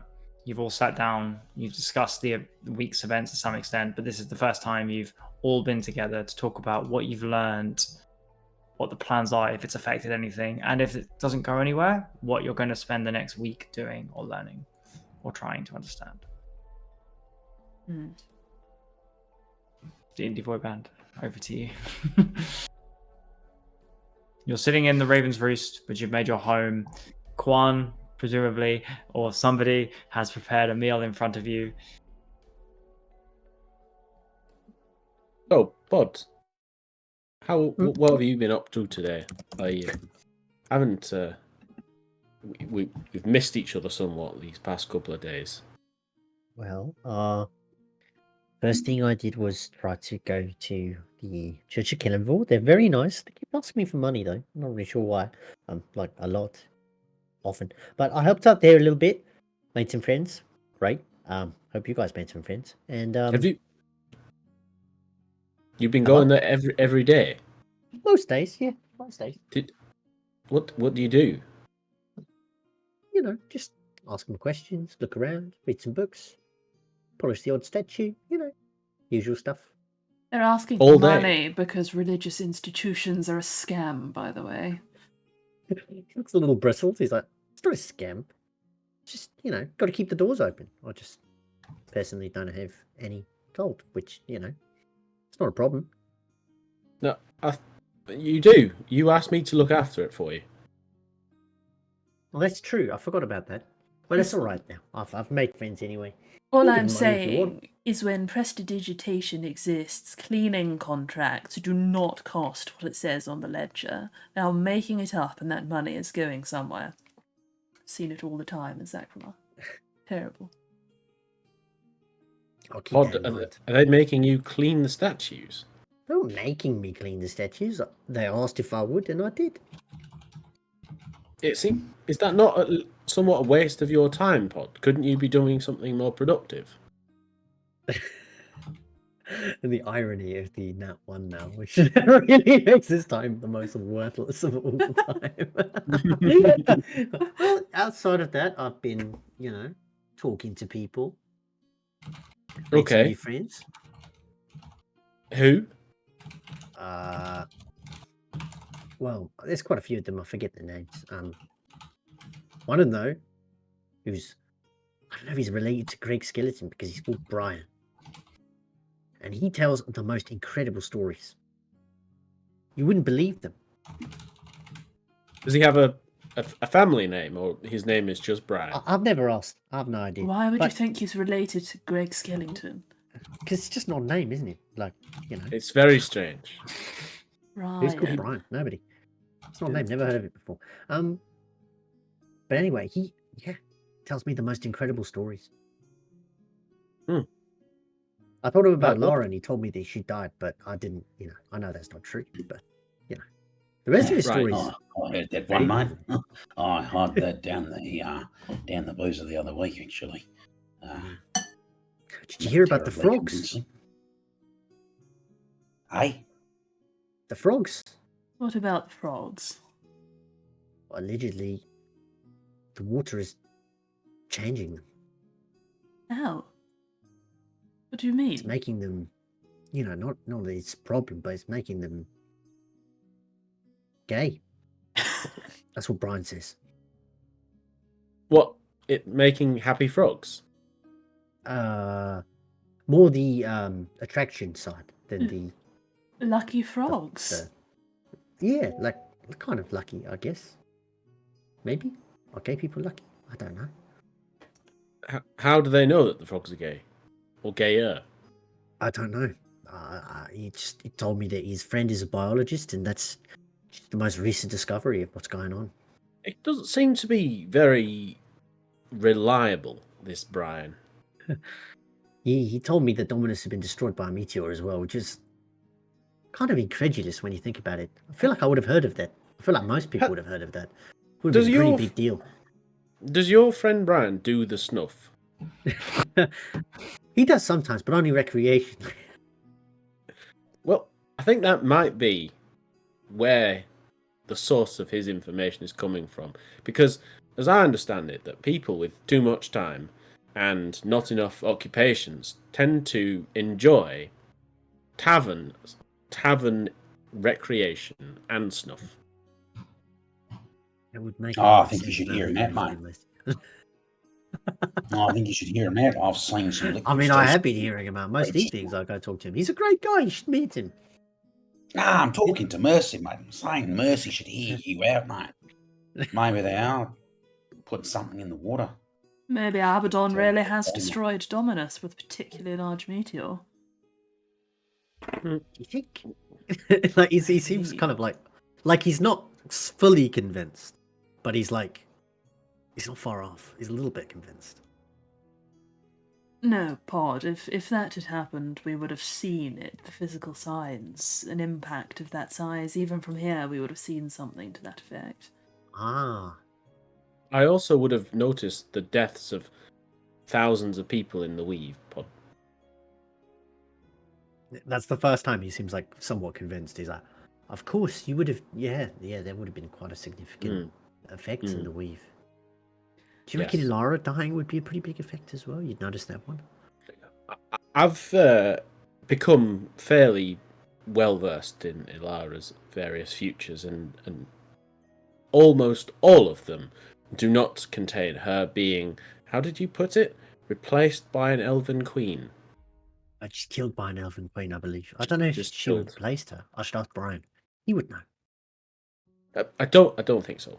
I think you and Arvis need to spend less time at the pub. I mean, I spend a lot of time at the church. Okay, but just stop talking to Brian. I don't think they're the most useful of information sources. Perhaps you could talk to other people. I did try, but I didn't get much good information out of them. Brian was the first one to really open up in this place.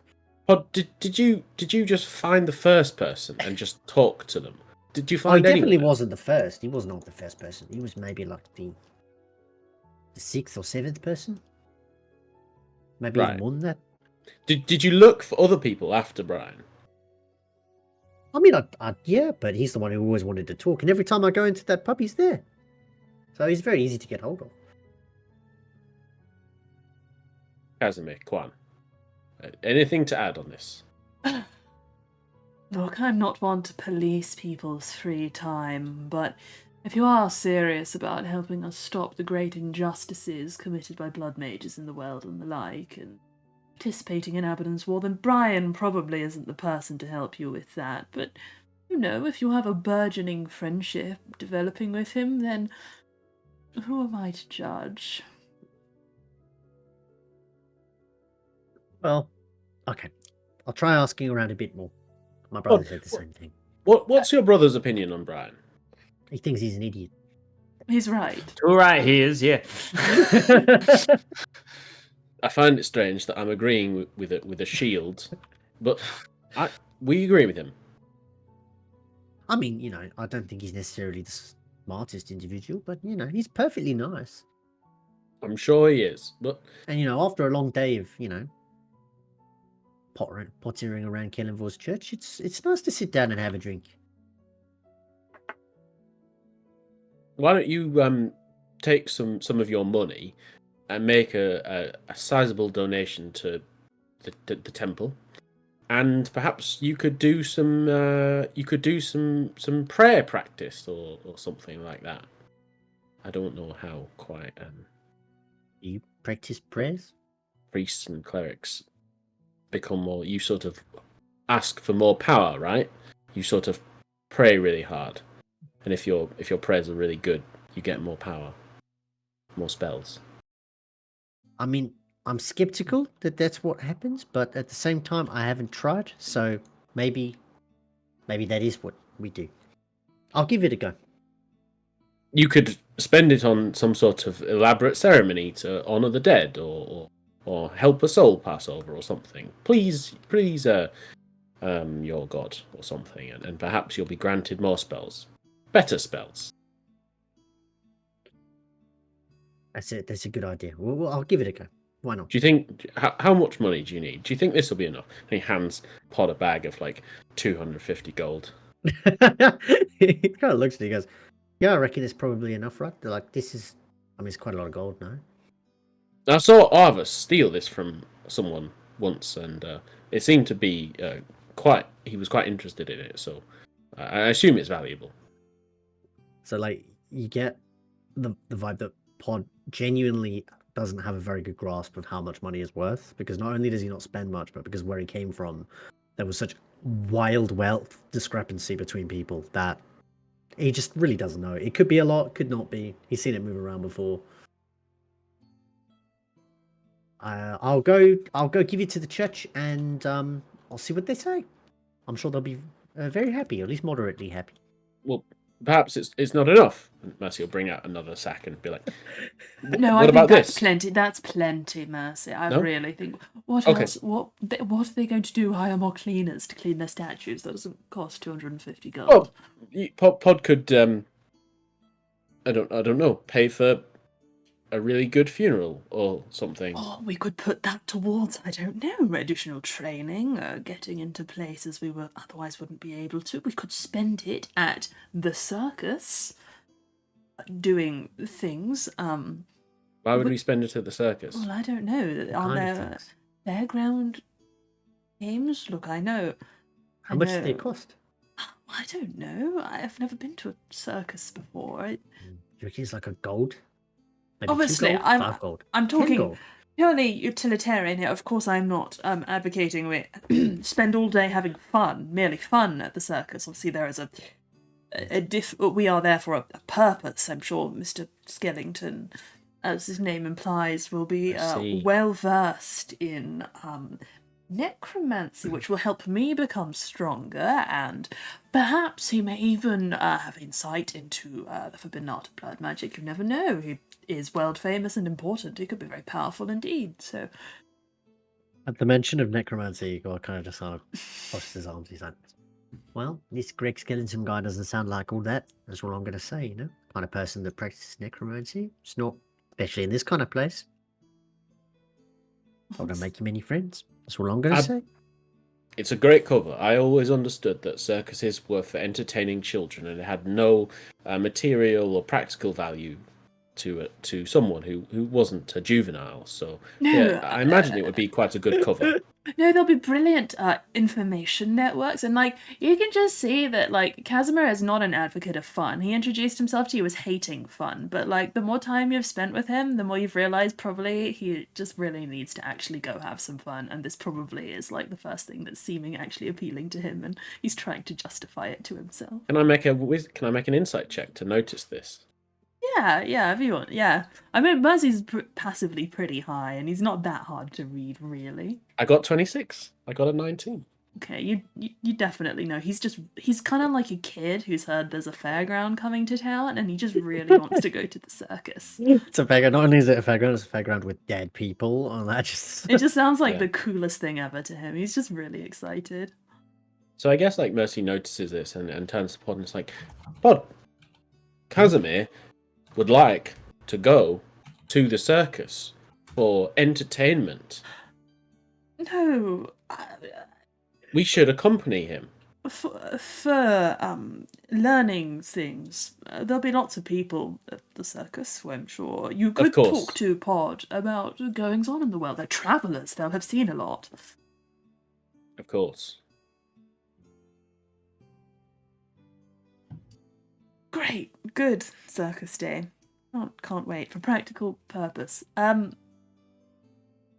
I have not had very much luck in delaying our stubborn, straw-haired, ogre-looking friend Fazul. He is quite determined that meeting up with Fane, Lord of Borders, is part of his destiny. Was that the name? No, it wasn't, was it? I've not had much luck no. with the... No. Not had much luck with the removal of the gas. Lord of Order. Lord I of don't want to go Order. through this again, Casimir, because Yeah, I know, it's it's becoming tedious. It's tedious, slightly I know. repetitive. I'm sorry. Oh, this Anyway... gas is like a curse? Or... Yes, Abaddon messed with my mind and the like. Have you had any luck finding someone to lift it? Possibly, I know you. I could go to the church and find out if they know a good spell. You could, Pod. You could. That would be a good use of your time and money. I've tried. They're not strong enough. I don't want to ask the Archon, but I will before we leave if I must. It seems important Well, to get perhaps- rid of it. Perhaps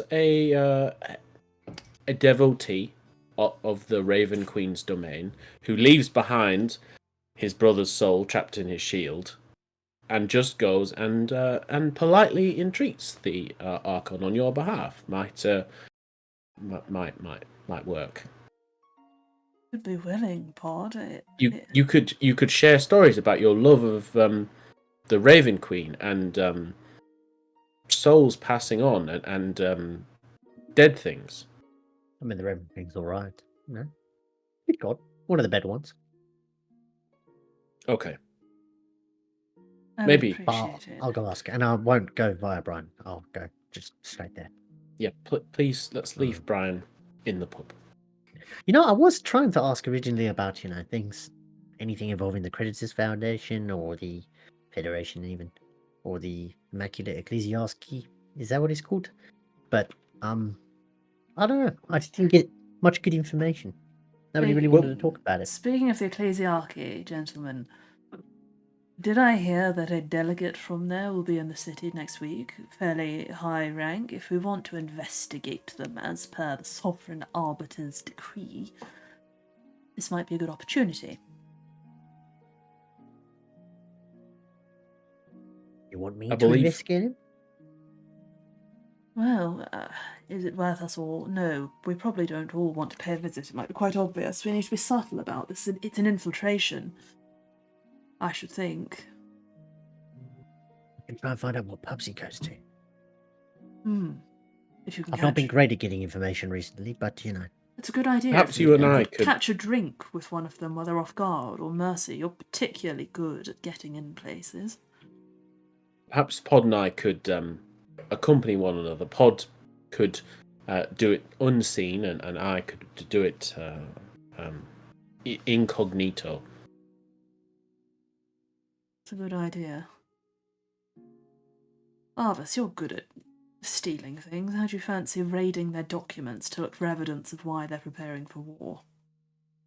Well, I'll have you know, I'm actually not too bad with documents themselves as well. Not just the stealing of documents, but yes, I can arrange the stealing of documents also. I don't know if you were in that session, but we have a mission to find out why the Immaculate Ecclesiarchy are mysteriously, and have been for a while, preparing for war. They're clearly not doing it because of Abaddon, because they've been at it for a wee while, so we're looking for evidence. Who with We've been and commissioned why. to do it. It's like we're gonna get paid for it. We almost just got killed instead because the negotiations were so bad, but we managed to get some sort of a reward agreement. I can't remember what we. I think it's still money. It's money. It's quite a lot of money. Yeah, I think it's like a decent amount of money. Like it's a good amount of money. It's like bear money. It was like a lot of money. It was like 15k each or something. It was a lot of money. It was a lot. It was Wait, more money we- than Elaro paid us. Yeah, it was a lot. Sorry, if we find out what's going on, we get 15k each. Yeah. Yeah, if we find good evidence as to why. And there was a they bonus as well. I prepared for war. swear, it was like It was a bonus for discretion or something. I Well, no, can't the remember. bonus. Jamie, So what was the Not having bonus for? anything back. Right. That was why you were asked. I think there was a trying to remember. I think there was a time. Maybe I would need to go back and double check my notes, but she did. There was a bonus offered. it was who with. Oh, and why and who was the? Yeah. Sorry, it was right. It was why are they preparing for war and who are they targeting or who are they going to go to war with? What is their first attack or something like that? Yeah. Yeah. Hmm. A very lucrative espionage mission. It is a very. And it's also a very dangerous espionage mission. Sounds Ian. right up Officer Street. Sounds like a piece of piss, mate. Excellent. Well, if you need any assistance, let me know. But I'll probably be in the library or the like. Oh, yeah, mate. We've got to make a plan together. It's bad luck if you don't get in the plan. Yes, maybe there's a heist on the horizon. Perhaps Either Guan. that or we torture and extort somebody. It's also an option. True. Not my favourite, mind you. I'm down. So Prefer I to mean, avoid. there are, of course, other ways to make money as well. I've been thinking some, and, you know, I'll admit I have led something of a life of crime, but I do have a business idea that I think would be very lucrative. Do tell. Legal business idea. Right. And he sort of leans in across the tavern table as if like it's this really, you got to keep this on the down low. If someone catches this, they're gonna blow this wide open and make serious bucks. So you got to keep this one low. And he goes, right. We start a bakery, right? And we're selling pies, right? And not just any pies. We're going to make these kind of flat pies, right? And there's going to be a slice in this pie for every segment of Lacyle. If you see what I mean. Oh, So, slices, different pie? flavors. Yeah, mate. Different seasons, different flavors. And it's fucking it, mate. It's fucking marketing, all right? It's all about the flat, sliced pie in segments. And you can sell that shit by the slice, mate. What's it made of? Well, mate, you could have a sort of breaded base with, I've been thinking something along the lines of tomato and cheese, perhaps. No, Albus, I'm sorry, but pie made out of bread sounds ridiculous. Oh, mate, you have to understand that. Well, the pie is really set atop it, much like the world. You know, you couldn't have a you couldn't have a globe-shaped pie now. Well, so you're talking about bread, cheese, and tomato, and then Right. more bread. So it's just a large circular sandwich. Is that what you're No, proposing? mate, you have it open top. That's how you sell it. It's part of the marketing. You just have the cheese and the tomato on top of it. A large circular open top sandwich. Who would buy You that? fucking talk. I'd I don't buy know, that. mate. It sounds By very the slice, tasty. they'd go. The smell of cheese emanating down the streets, down the lanes. Oh, Well, I could see myself buying a slice of sacramar and envisioning myself biting off the High Praetor's head as I eat it. So, you know, you can get quite invested on the preserve you're eating at any given time. I can see for that. possible flavours, mate. You can find whatever you want. Could do local delicacies from each region. Can any of us cook? Quan, you can cook. Nice here. I can, but I'm afraid cow's milk doesn't really agree with me. So I can't say I've ever cooked with such a cheese and milk and so on. Perhaps I'm not the What person about for goat's milk, mate? You tried any goat's milk, eh? I have not tried goat's milk before. No, in fact, that's a very strange thing from where I'm from. You milk goats here? Do they milk goats here? I mean, I've everywhere Yes. kind of milk goats, mate.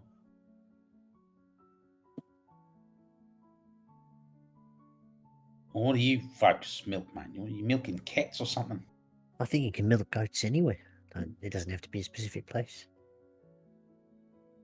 Cats don't have milk producing organs.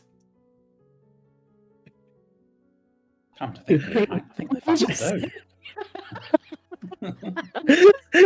So Jamie's like, you can do anything with your time. Or anything. You are milking What? goats. Is what you're doing. Well, I know a bloke, and I suppose we could look into the cat milking industry if you're No, so inclined, Quan. we will not be milking cats. Do you reckon you Ridiculous. could have milked Malik?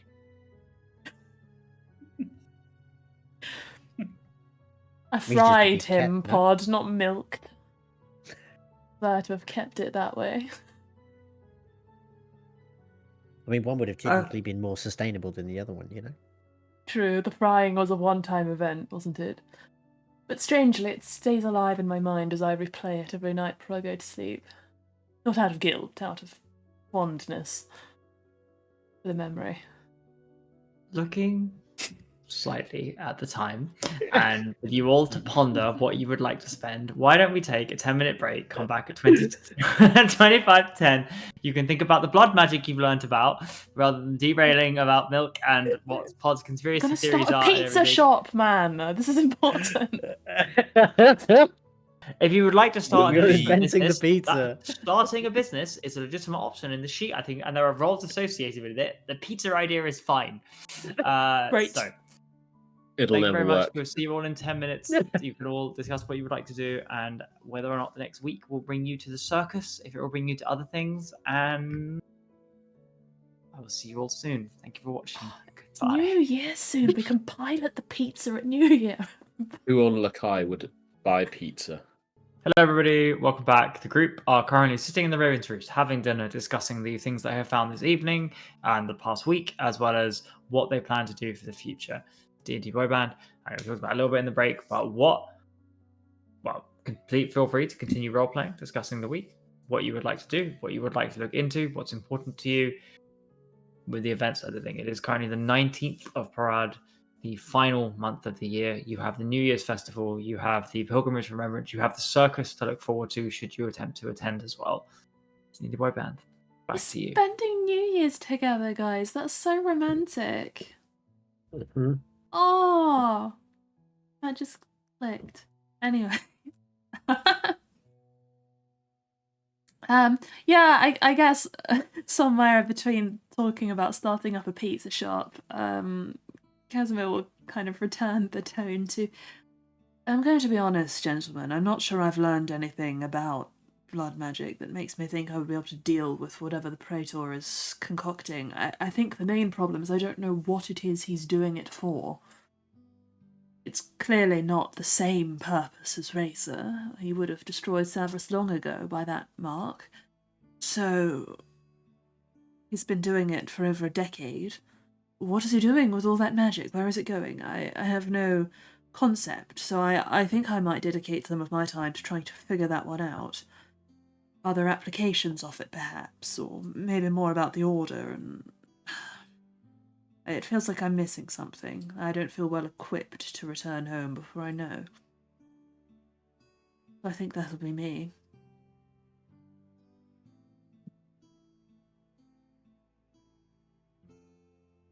You're muted, Mr. Esky. Damn it.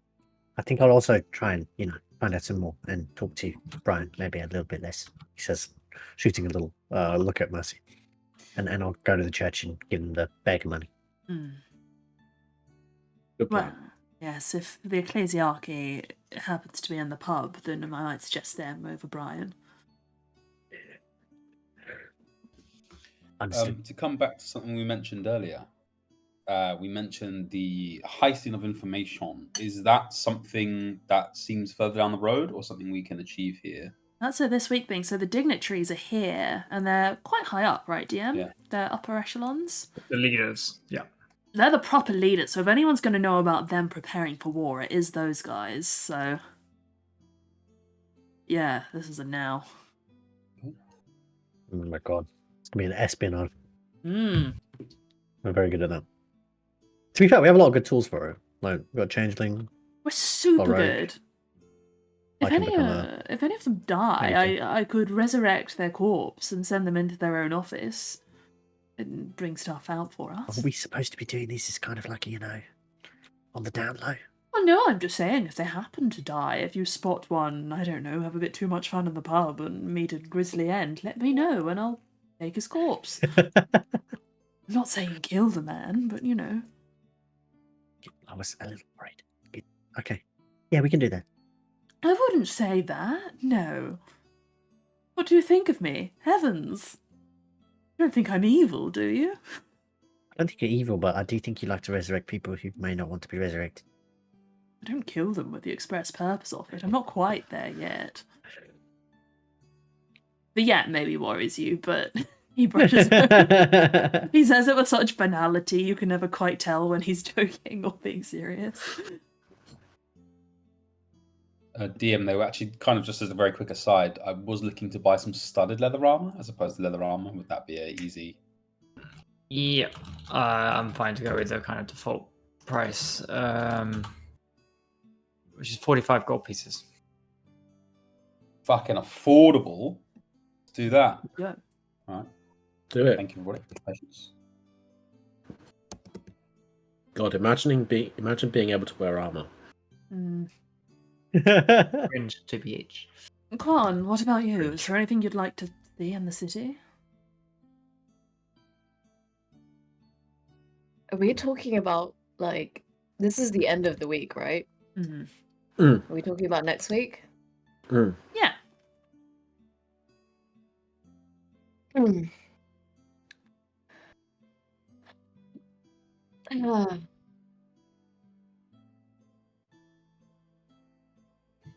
He looks unsure.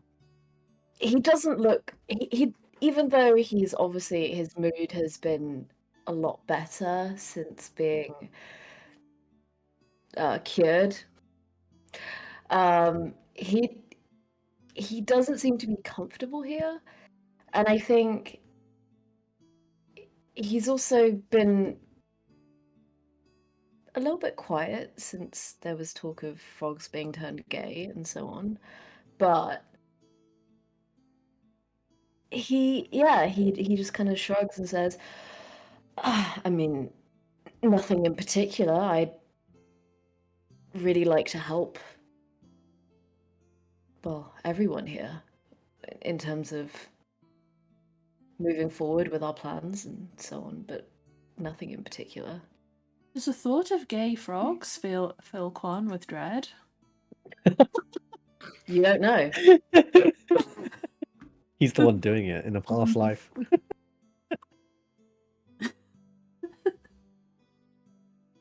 Well, wait, the ecclesiarchy. Is Tyr the leader of that? Of the prime god? Yes. Well, Quan, perhaps the delegation from the ecclesiarchy might be your opportunity to learn of Tyr, and perhaps you could slide in a bit of espionage on the side, but you could learn more about your sovereign deity you've somewhat lost memory of. And they're here, sorry, just out of character. Are they the ones that have just arrived? I'm just a bit confused. Yeah, so about 50 years ago, during the Ascension of Lilith, the Immaculate Ecclesiarchy invaded the Mystic Academia and won the war. However, those are referred to the Wars of Shame, two of the most civilized, progressive, advanced civilizations, democracies as they were, to some extent, invaded the Immaculate Ecclesiarchy invaded the Mystic Academia, won. This is to honor those who died during that war 50 years ago. This is what the pilgrimage is about.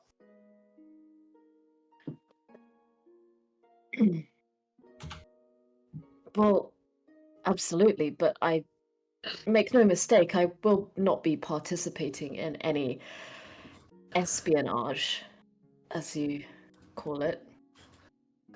But if you happen to assist the espionage by being a distraction and keeping the vigilant occupied with questions in your charming company, you wouldn't object?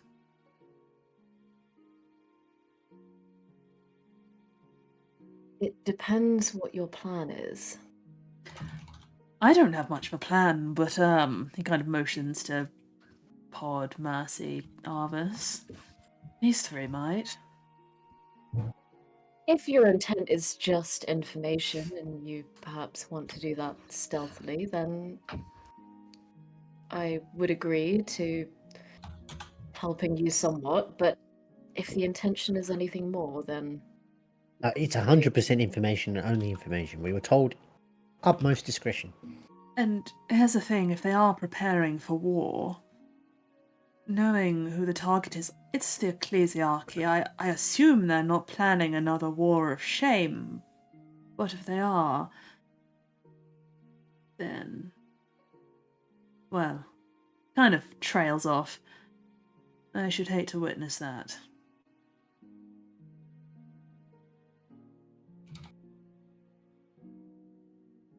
Did we talk about that recently? The War of Shame? Yeah. You have no idea what that is. Okay. Oh, of course, Quan doesn't know. The War of Shame being... Well, Mercy's probably most qualified to talk about it, given their home was invaded and their order almost destroyed, is that correct? By the invasion of the ecclesiarchy?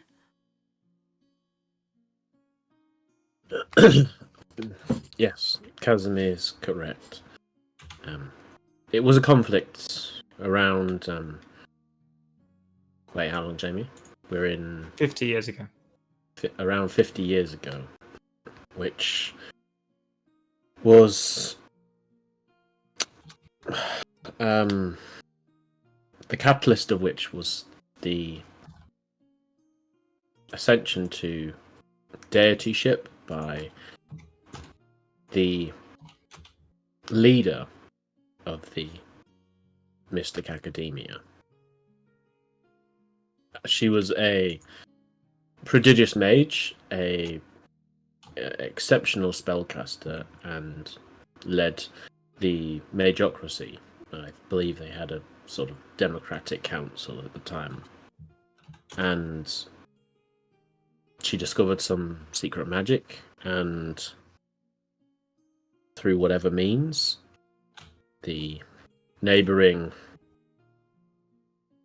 nation of the Immaculate Ecclesiarchy decided that this couldn't be allowed and, well, butchered the continent. Among the casualties were many of my brothers and sisters. 'Twas a righteous crusade, they said. Quite a bloody one, I hear. Well, some losses are needed to prevent a greater evil from happening. But, Mercy, I am sorry to hear that. They put villagers to the sword, looking for people like me. When you don't know your foe, sometimes it's easier to leave none. And they did. Swaths of innocence. Jamie, what does that, like, how does this line up with, like, because you said these are Tyr's followers, or Tyr, like, what's the relationship with Tyr and what happened in, like, the progression? Yeah, Tyr's the leader of this. Tyr is the main god that these people follow. Are you asking whether or not this lines up with your understanding of the tenets of Tyr, or Yeah. what? To Quan, unfamiliar with the history of this world, this doesn't sound like justice. And perhaps the title of the War of Shame, and while some of this is the pilgrimage of repentance or forgiveness or whatever it's termed, begins to make some more sense to you, that the side of perhaps the Immaculate Ecclesiarchy understand that whilst their cause might have started as righteous, their actions during this certainly weren't. So I would say Quan struggles with this from a religious point of view, from a how is the society that followed Tyr permitted or allowed to do the things that Mercy is saying, and would probably be worth looking into. Okay.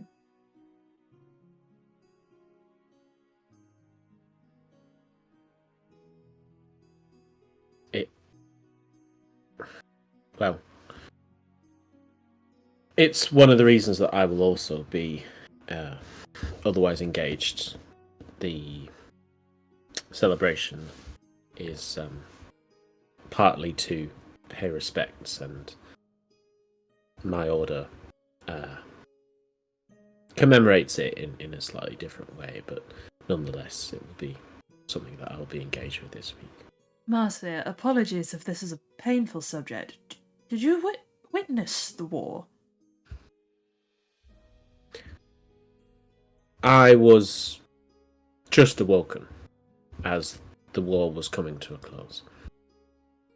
So I saw the burning of Mount Calem and the destruction of the temple, but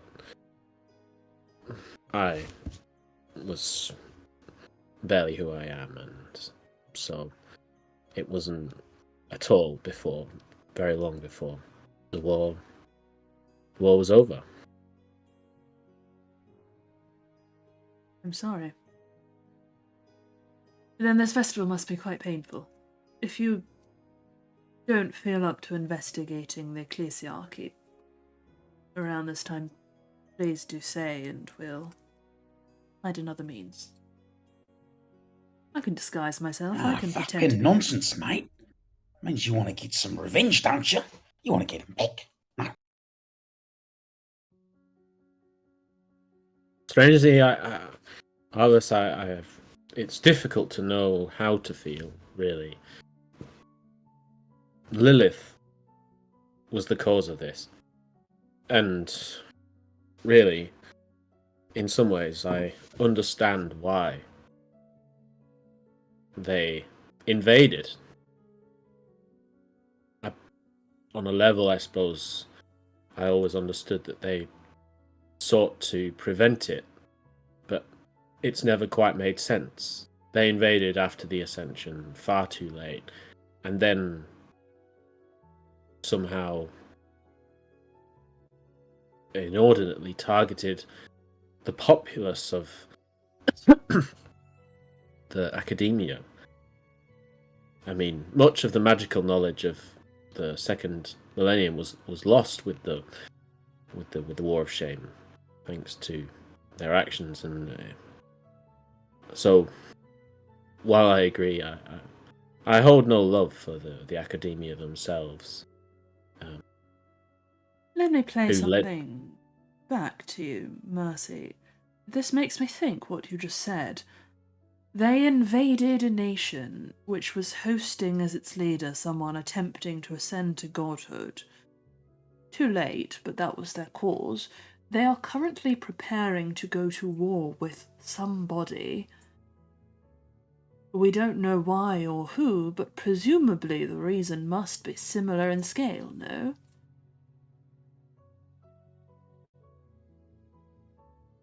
Well, yes. It's what I believe we were discussing when we were at the coronation. It's disturbing because they have called their soldiers to war 2 or 3 times in the history of the world. Each of them to stop a calamity or meet a calamity of a similar scale. They didn't consider Aza and her potential plans for destroying Savras to be off appropriate scale, so what then is? Well, it seems to me that this is becoming more and more vital, that we need to understand why. I would not think to question his judgment, but of course there are always people who look to warp his words for their own gains, and well, we should prevent that from happening so that Mercy's past isn't, well, that can't happen again. But also, if their goal is righteous, then perhaps we could do something to help. Part of me hopes they're trying to invade Sacramar so I can join in. It was the Sovereign Arbiter who put us up to this, and she is in league with the Praetor, or so we believe. Maybe she's trying to cover their own tracks. Maybe this is what their blood magic is for. If I had to draw a line between all these disparate and quite terrible events and factions, this would be it. Anyway, I'm getting ahead of myself. I have no proof. Other than a fond wish to have some allies in my crusade, I suppose.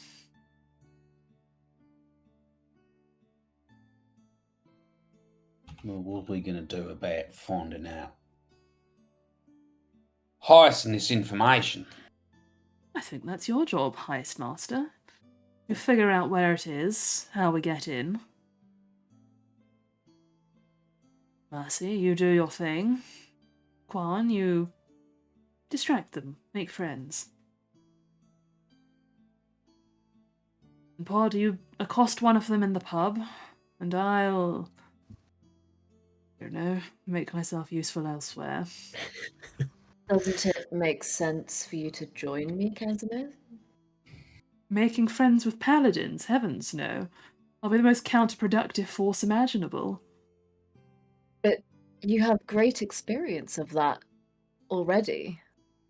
Making friends with paladins. Casimir, you're far more likable than you like to. Then what? Finish your sentence. Than you like to make it seem you are. In a nice way. You make it sound like I actively make myself less likable. I don't.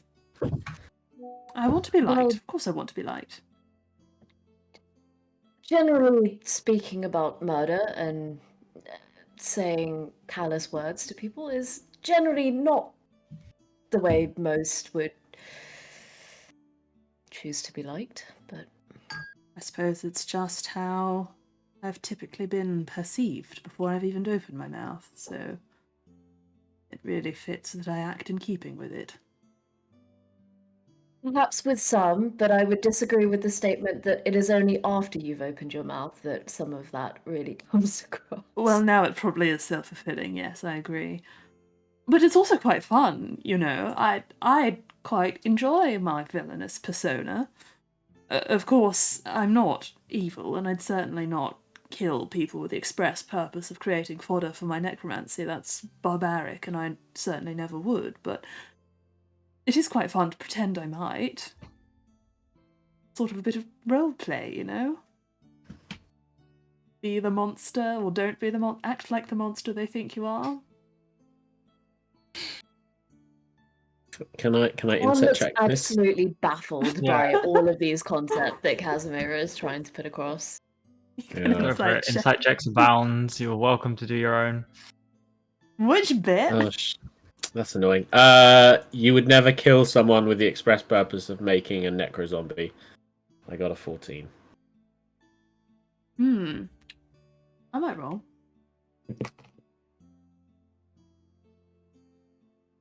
Okay, I rolled a natural 1. And like, But okay, no, so you get the sense he's pretty genuine in that, right? Like, he would not do that for the... But there are exceptions, you know? Like, you kind of know that he would never actively, willingly do it, but you've seen him. You know he's impulsive. You know in the right set of circumstances, or the wrong set of circumstances, he probably would. He wouldn't be able to control, you know, the convenience of it, or if it was an enemy, he would do it, you know? Like, you know. There's a lot of, like, his intentions are good, but you know what he's like.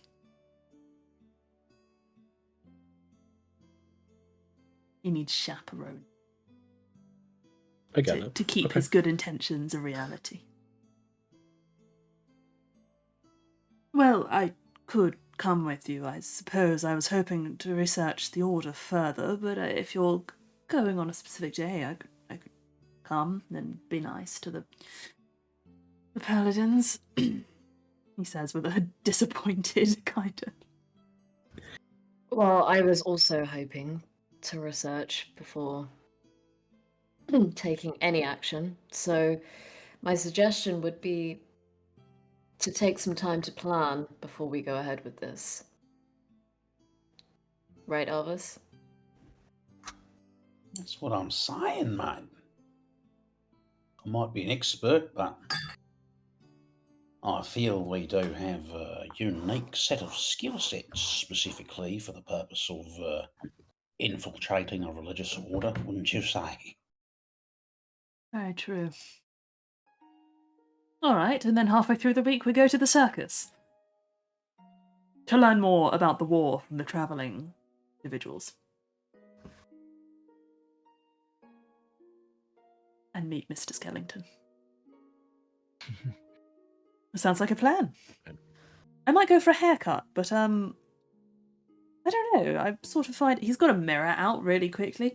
I sort of feel like the long hair is rather suiting me. I hadn't kept track of it in the Stormlands, but what do you think, Quan? How do I feel, DM, zeroing in on the fact that Casimir's hair has grown longer and perhaps sparks some memory of my dreams and Yeah, visions. Casimir's long hair. Inherently, you're not a fan. I'm not a fan. No. But Casimir, don't you think that although it looks very handsome, don't you think it's rather impractical? Well, that's not a problem for me. Heavens, Quan, I wear heels into battle. It makes me slightly taller. Long hair isn't an issue. It's easy for me to keep. I am a mage. I'll put it up in a ponytail. Good idea. Well, perhaps a small trim to keep it more tamed would. Oh, well, of course, I'd deal with my own split ends. I couldn't have split ends, could I? Split ends. Oh, it's kind of leans over. I obviously don't have any, but it maybe leans over to Quan and just like finds a lock of hair. Oh, you don't either, Asimar. Of course, but he will then proceed to explain split ends and the importance of keeping hair in a healthy state to Quan. I see, and this really. How much of space in your mind does this take up during the day and in a week? Is this something that people often think about? Well, for me, none at all. I barely need to think about it. I'm sort of naturally perfect, so I really don't have to do very much. And it's very fast when you have command of magic to prestidigitate hair. I mean, of course, if I weren't magical, maintaining hair like this would be impossible. I mean, the shape of it would be unachievable, but I can just sort of wave my hands in the morning and done. And the canvas is a very pleasant one, so I don't have to do very much. You get the impression that Quan is asking you these things out of politeness to get you to talk about something that you enjoy doing. He clearly has no interest in it whatsoever, and looks entirely baffled by the idea of maintaining one's self-appearance. I think probably the most you've ever seen Quan do is wash his face with cold water in the mornings. And that's pretty much the extent of like his self-care routine. I mean, with like a -1 insight, he has no notion that Quan doesn't particularly have an interest in this topic, and he will just talk at you for quite a while about it, and kind of wax lyrical about how people will pay archmages great vasts of tens of thousands of gold to have noses like his through the true polymorph spell, and how really, people will go to great lengths to achieve what he just has naturally, etc., etc. Well, Casimir, you are indeed extremely lucky to have such favorable features. Although I will say, as with everything in life, balance is key, and perhaps vanity to a great extent is damaging. I don't know what you mean. As he kind of slides his mirror back into his pocket and checking his hair.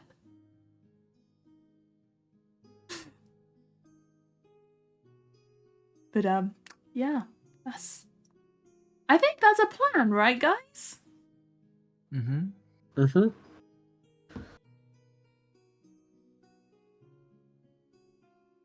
Okay. I'm assuming you're talking about our plan to infiltrate the ecclesiarchy and not to get a nose job like Casimir's. Well, I don't know. If you want to interpret it that way, how much is a true polymorph spell? Yeah.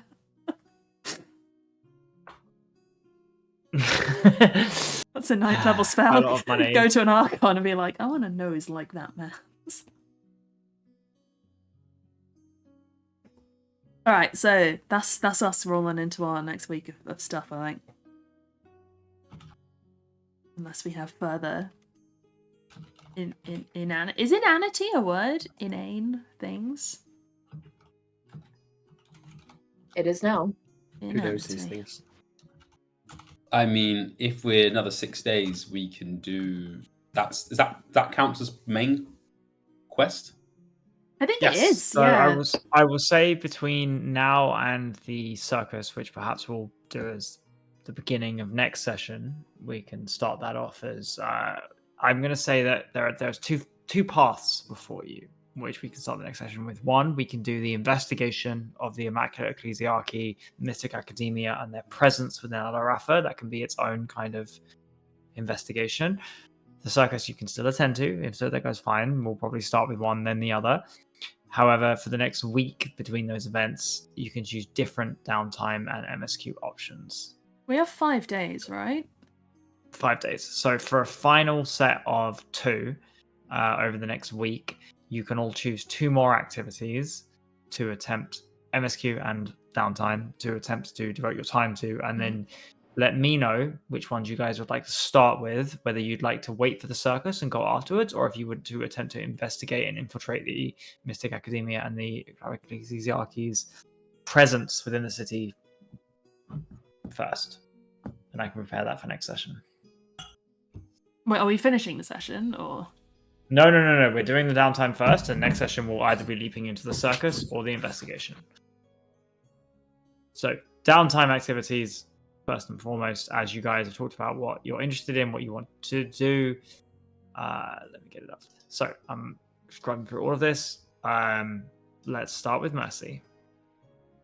Okay, so I'd like to do something. But actually, can I do the double MSQ again? Is that allowed? That is your decision and Okay. your choice. I know that we had some feedback beforehand about not being only doing MSQ, but if people want to, that's up to you. It's actually just because not the same thing. But just 2 of the things that I really want to do are in MSQ. So I'd like to look into do the infiltration of the Ecclesiarchy with Arvis and Pod and Quan if Quan would like to come, but maybe just as lookout or without armor. And also Mercy would separately look into the Order of the Shell and avoiding the other members of Sadpress. Okay, Order of the Shell is its own downtime activity, so we'll deal with that separately. However, infiltration, I will say, if the more of you spend time with infiltration, we can provide some benefits for when you guys choose to do that next week, assumedly. Okay, Quan, do you know what you're doing? Yep. So for my MSQ, I would like to, obviously around the circus and around actually physically investigating the Ecclesiarchy, right? Yeah. Those are things that we will be doing and role playing. Yeah. But outside of that, I would like to research and talk to as many different people about the Immaculate Ecclesiarchy. Am I saying that correct? Yeah. Yes. So, like, obviously people have told me what we know as a collective, but, like, if there's anywhere or anyone that might know more up-to-date information about them, that's kind of what I'm going to be focusing on. And this is also tied to my like my non-MSQ downtime, which is I would like to sorry. I would like to choose the religious service option, but specifically for as many early mornings and evenings as we have outside of what we will be doing together, I would like to be spreading myself across as many different places of worship, and perhaps I don't know how everything is set up out here in the city. Like, is it just the temples, or is it perhaps like gatherings or any kind of like official, I don't know, but whatever you see fit. I would like to, on every single morning / evening day, I would like to find a place in the city to do as much as I can to engage and get to know the people there, and obviously offer my services kind of to help that I guess the goal of like learning whatever he can about not just like the ecclesiarchy, but like the people in this town, especially like kind of yeah, I suppose. I don't know. It depends how much time I have and like where we are and where the temples are and so on. But like, yeah, just really like do completely selfless work for like offer to clean places of worship, to run errands, as long as he's able to talk to people and engage with people whilst doing that. Yep, sure. So as you remember from the city, kind of the outer part of it is the markets, the touristy areas, very much kind of the area that most people see. Then inside is the residential, the government buildings, kind of, and the closer you get to the realms of the dead, the valley beyond, that's the more sacred, the more temples beyond there. So based on your role, we'll see how far you integrate. Casimir. So my good boy MSQ daytime activity will be kind of more research into the blood magic, but specifically around the Golden Order, to see if I can figure out what on earth Ptolemy is doing, and what his goals might be with what he's collecting. So if there's like a pattern and things that they do, or if there's any indication of how blood magic might be used other than putting a ball and fire at Severus through a whirlwind lantern, like what other applications there might be. Okay, and the downtime? In the downtime, I think he is becoming somewhat frustrated that he had visions in his mind of the city of the dead. You know, necromancy is a little bit contentious, but that he would find his people here. And if anything, he's found the opposite. It's another city of people that want nothing to do with him. And I think he's finding this quite disheartening, that he hasn't found his tribe in the city of the dead. And I think maybe the back of his mind will just latch on to what Mercy was saying about the Merkel guys, and how they're the people that probably do what he does. And maybe, I think it's partially driven from a want to find people like him, but also he's never met someone who practices his branch of necromancy. He doesn't know how to improve it. So I think he would probably seek someone who might help him, give him some insight through the Merkel gang, perhaps. So maybe his side quest is that. Okay. Finding the Bone Boys. Yes. Pod, what are you up to? Let's pray for a non-natural one this time. I think obviously, considering we made literally 0 progress with the last attempt, it's just going to be a redo on the thing, trying to get more information about Christus Federation, anything else you can learn about the Okay, so ecclesiarchy. general gossip or in General gossip, and then on the flip side as well, just, you know, chatting to his brother a bit more, learning what he learns, trying to meet a somewhat mutual understanding of their goals a little bit. So he's not entirely trying to, you know, force him in one direction. But that would be like the core, yeah. So do you want me to do another perception check? No, that's fine. Downtime. What you would like to do outside of the MSQ?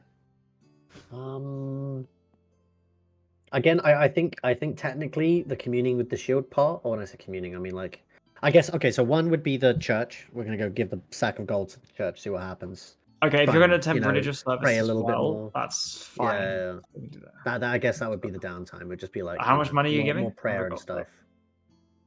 250. Well, 250 yeah, all gold. the gold I was given, which I'm pretty sure is 250. 250 gold, Jesus. Okay. Okay. Sure. Armus. I have several questions, Your Honor. Firstly, for feet, it's me again.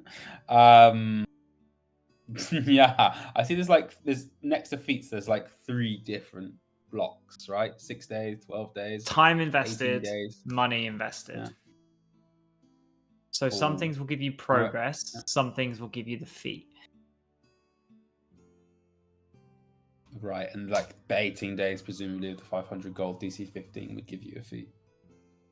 It would certainly be close, yeah. But you only have 6 days. Yes. Understood.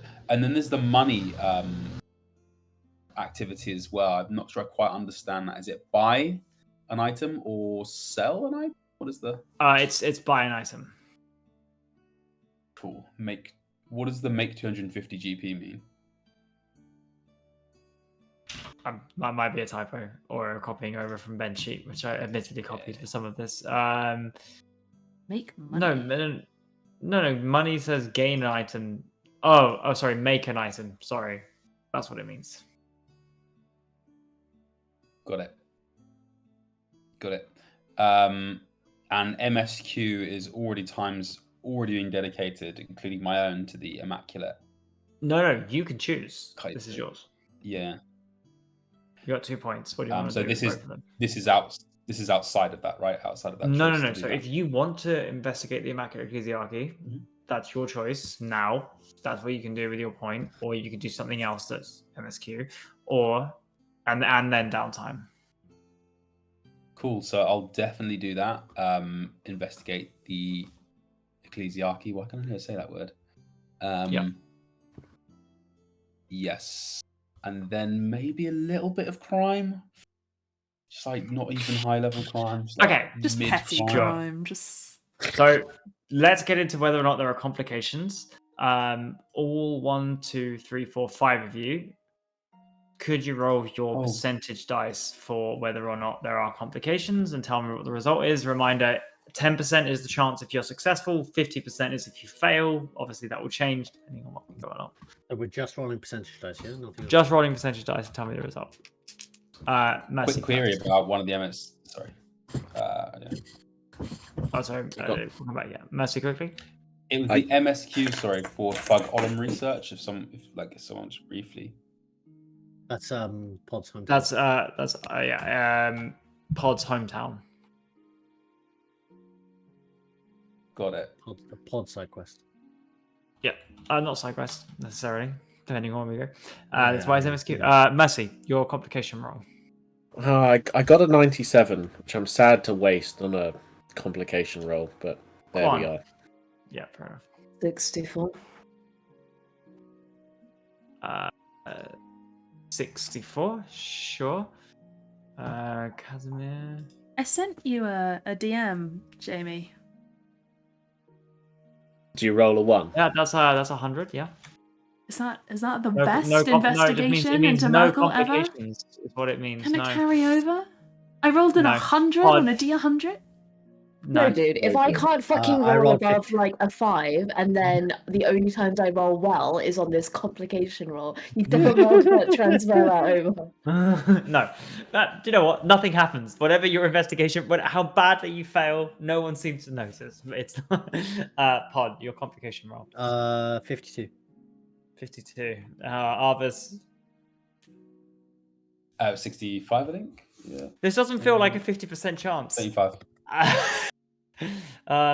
All of you managed to avoid any complications for your downtime. So let's start with the simplest, Arvis.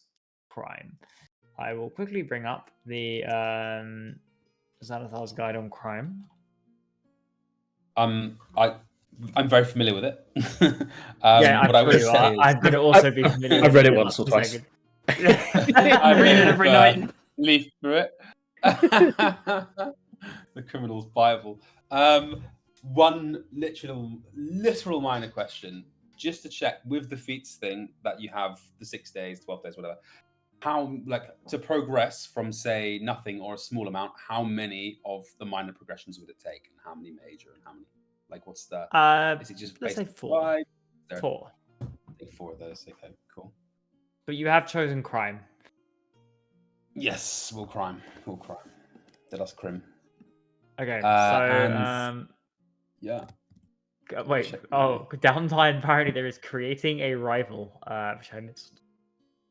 I Crime. wish to Alright. instigate for a week. So you are spending 1 week, and you are spending 25 gold pieces to investigate potential targets before committing the intended crime. The DC can be 10, 15, 20, or 25. Which one are you choosing?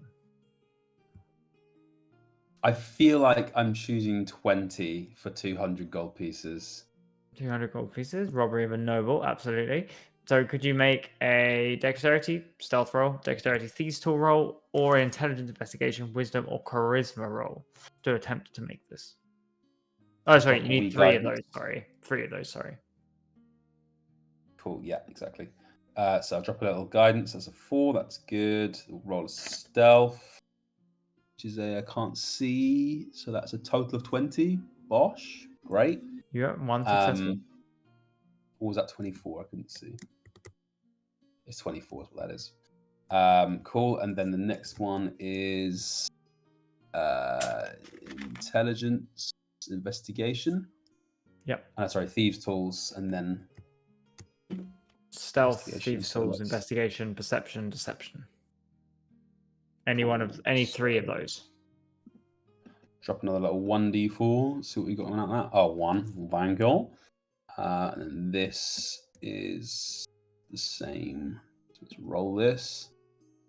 So that's 90, 29, Jesus. 30, is it? Success? Yeah. Regardless of what 30. happens, the heist is a partial success.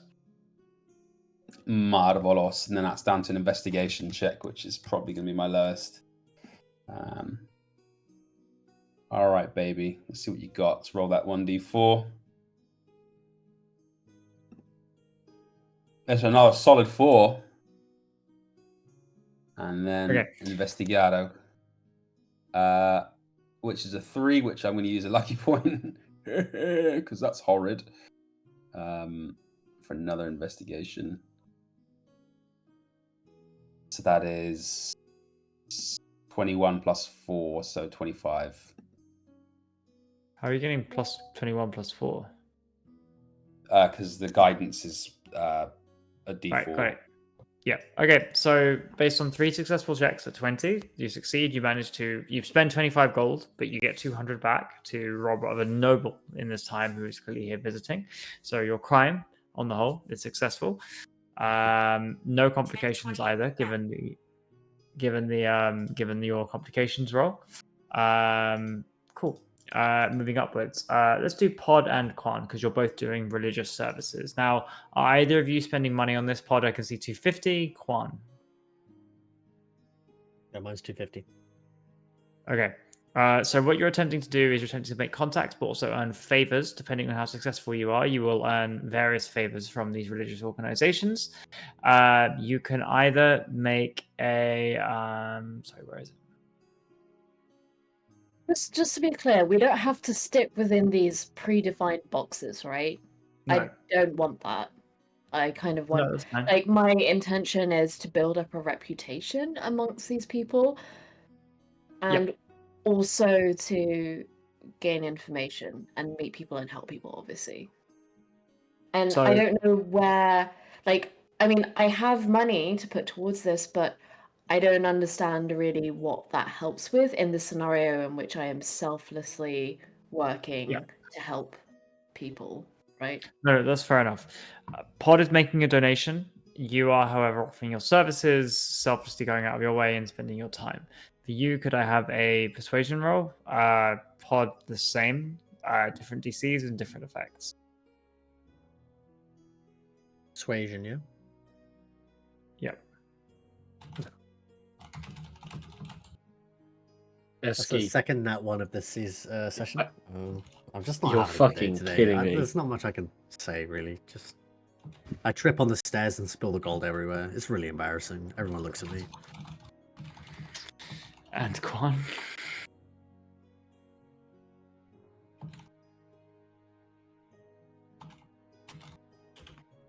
I mean, that's a 7, so 14. Okay, that's better than that one. Let's start with Most things Destiny. are. Pod, you take your money and you attempt to give it. They don't want it. It's been too long. It's a bit awkward. You kind of trip over yourself. You don't reveal quite how much it is. You kind of drop it on the floor, kind of spaghetti your way out. I will say that eventually there might be a warming to you, but surfacely on the front, you don't even appreciate the amount of money perhaps you're handing over. Quan, though, however, you spend your time, you investigate, you spend some time healing the sick, the needy, those who make their way, have made their way to the city of the dead. You aid in religious ceremonies, some of which you're not familiar with, but attempt to. You make your time building a new chapel, a new shrine, and sorry, 2 seconds. Overall, it is a positive influence on the city. You leave a mark that is remembered positively on those you meet, those you do. I will say that be it the Raven Queen, be it Kalimvor, be it the various other members or minor deities within this realm, Brother Darius, Oracle Mira, Keeper Solon. These are people who you have met, who you have contacts with, who are familiar with you and would be favorable to you. And I would say if you are attempting to make a persuasion roll on these people in the future for some kind of service or favor, you can have advantage on those rolls based on what you have done so far, if you would note that down. So in the religious sector, Quan will have advantage on persuasion rolls based on your selfless acts so far. Sick.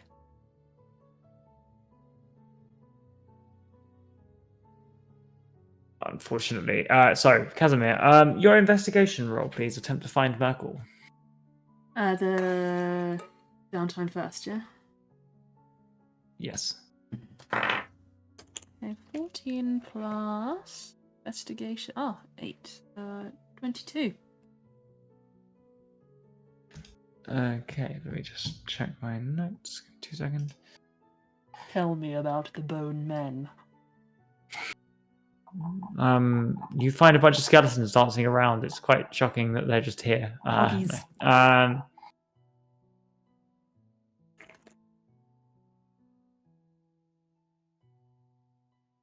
Sorry, I think I've scrolled too far up. The Have I? suspense.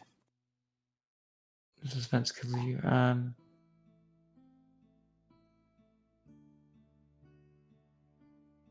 Sorry, yeah. So, Lila Ravenwood is the leader of the Spiritbound Circle, who obviously you have attempted to get an audience with, and so far have been unsuccessful. This, as you know, is the group of necromancers sanctioned by the city to communicate with the dead. However, this is where you start your research. You understand that it is likely that these are the people who are closest. Your investigations, however, go... Your polite, however subtle they are, implications of understanding and wanting to know more are turned away. This is a tightly regulated group. And as such, you turn to the Guild of Mourning. Artisans are creating grave goods, masks, effigies used in funeral rites or festivals. The work celebrates the dead. It is here you have a little bit, your coin and your money maybe finds a little bit more purchase with that role. And I will say that you manage to find that you manage to have a meeting with Master Arturo Valente, the chief artisan, who, as you delicately inquire with a 24, guides you to an understanding that give you a contact, the name Ezra Blackfeather, one who perhaps is more aware of your particular situation, and that these are more of the circles where they aren't so navigated by religious doctrine, but money can grease palms. Ezra Blackfeather, you would probably need to look into separately, or we can roleplay that out as and when you guys attempt to investigate it. But from your understanding, that is a member of the order you are looking for. Money. How much money are we talking about, DM? 50 gold. Okay. What was the name of the geese? So Arturo Valente is the one you get this information from. He is the chief artisan of the Guild of Mourning. Ezra Blackfeather is the one who you are confident is a member of the guild. Of the Merkel boys? Yeah. I mean, like... Sorry, just... He's not very subtly dressed, right? He's got shit like the lining of his massive billowing sleeves. it's almost like holographic fabric, whereas you move around it, it moves, but it's like these print images of like soul, like swirling soul energy with like people So inside this of it, is which why is you don't have actively particular success. yeah, which is like actively With the Guild of enchanted. Mourning. So it's like very Yeah, the Guild of spook- Mourning. Jamie, I'm describing my turned super away- cool textile. Sorry, my He's bad. Sorry. enchanted the textile so it swirls around. The swirling souls in his lining. It's really cool. Okay, now continue. Looking very cool as you do, and very necromancy, and very souls of the departed, and very edgy. The tightly regulated spirit-bound circle reject you at the door. I know. You require greasing of palms to get this information, but perhaps moving forward. you will So have is some- that I've already spent 50 gold? Yes. Bold of you to assume I had 50 gold, but I actually did. So Oh no. Order of the Shell. History. Mercy. Yeah. Classic. Do I have any? Can I pick one of the days? Can I do the portent thing again, Jamie? Is that average? Yeah. Okay. I'm gonna take the.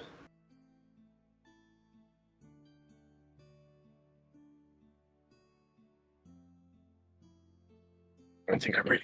Oh wait. Do I? Yeah, no, I do want this. I'm gonna take the average 18.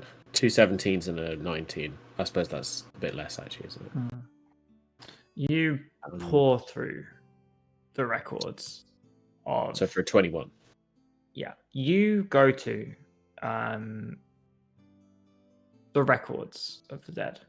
You know that deep within the foundations and religious areas of Alarafa, there is a record kept of every creature and every being that dies on Lukai. And you study and you observe those scrolls, looking for your order, those who died during the war. And I would say, based on that role, you uncover some of the lies, perhaps, that Lasavira told you. That some members of the order who were claimed to have been dead, and those who are not, such as the previous master. So he didn't die. He is still alive somewhere. And an intelligent creature such as you obviously perhaps made that connection, given the previous master, given what you were looking for. This is why you came here, and that is what you perhaps reveal. You don't know anything about their location, where they are, but you know they didn't die in the war, and they still live to this day. Cool. Okay. So let's move to the MSQ. So those of you doing infiltration, which is Arvis and Mercy, we will deal with that separately as part of the next session, when we will presumably go with the infiltration first, unless you want to deal with the circus first. Please decide as a group now. now, Pretty much, yeah, before I go on. I thought we were gonna do that. You said next session. No, either no, that as or in- circus. Which one would you like to do at the start of next session? Which one would you like to do first? does it Or I can ask you at the beginning of next session, and that's fine. I'll just prep both. chronologically, which one is happening first? Because it's probably the chronologically first. Probably the infiltration. All right, let me do that. We'll do the Yeah, infiltration okay. first. Arvis and Mercy, we will leave your roles and preparation for that till next session. Pod. General gossip and goals with brother. Mhm. Your same roles as before. I can't remember what they were now. Was it perception? Perception, investigation, or yeah. Try kind of know what's going on. Oh my god! I mean, okay, at least on that one is a 12 for perception. I've stolen size dice. Making And a then what was the other one? No. As in you're choosing which role's better for you, perception or investigation.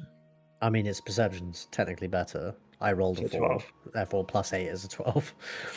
Okay, cool. Bear in mind the time. I'll get it ready for next time about the general goings on in Nukai. Just very aware. Casimir, I'll mark it as 12. Casimir, your Golden Order investigation, blood magic. What are they up That's to? probably more. Sorry, that's more of a history or Arcana check. I'm good at both, but I'll do it Arcana. 8 + 8, 16. 16. Quan, your research and about the Immaculate Ecclesiarchy, very much a history check or a persuasion check if you're attempting to talk to delegates currently here. Persuasion, always. That's a dirty 20. Dirty 20. Okay, so This time I rolled above a 10. Wow! So, next session, we'll discuss what Quan finds out about the Immaculate Ecclesiarchy, what Casimir finds out about the Golden Order, blood magic, what is attempting going on with the Praetor, what Pod has discovered about the wider gossip and goals and news within Lukai, as well as communicating with his brother, what his brother's opinion on, and Arvis and Mercy will take lead in the investigation and infiltration of the Immaculate Ecclesiarchy. I'm aware of the time. And this has been a very different session. I appreciate there's been a little bit of downtime.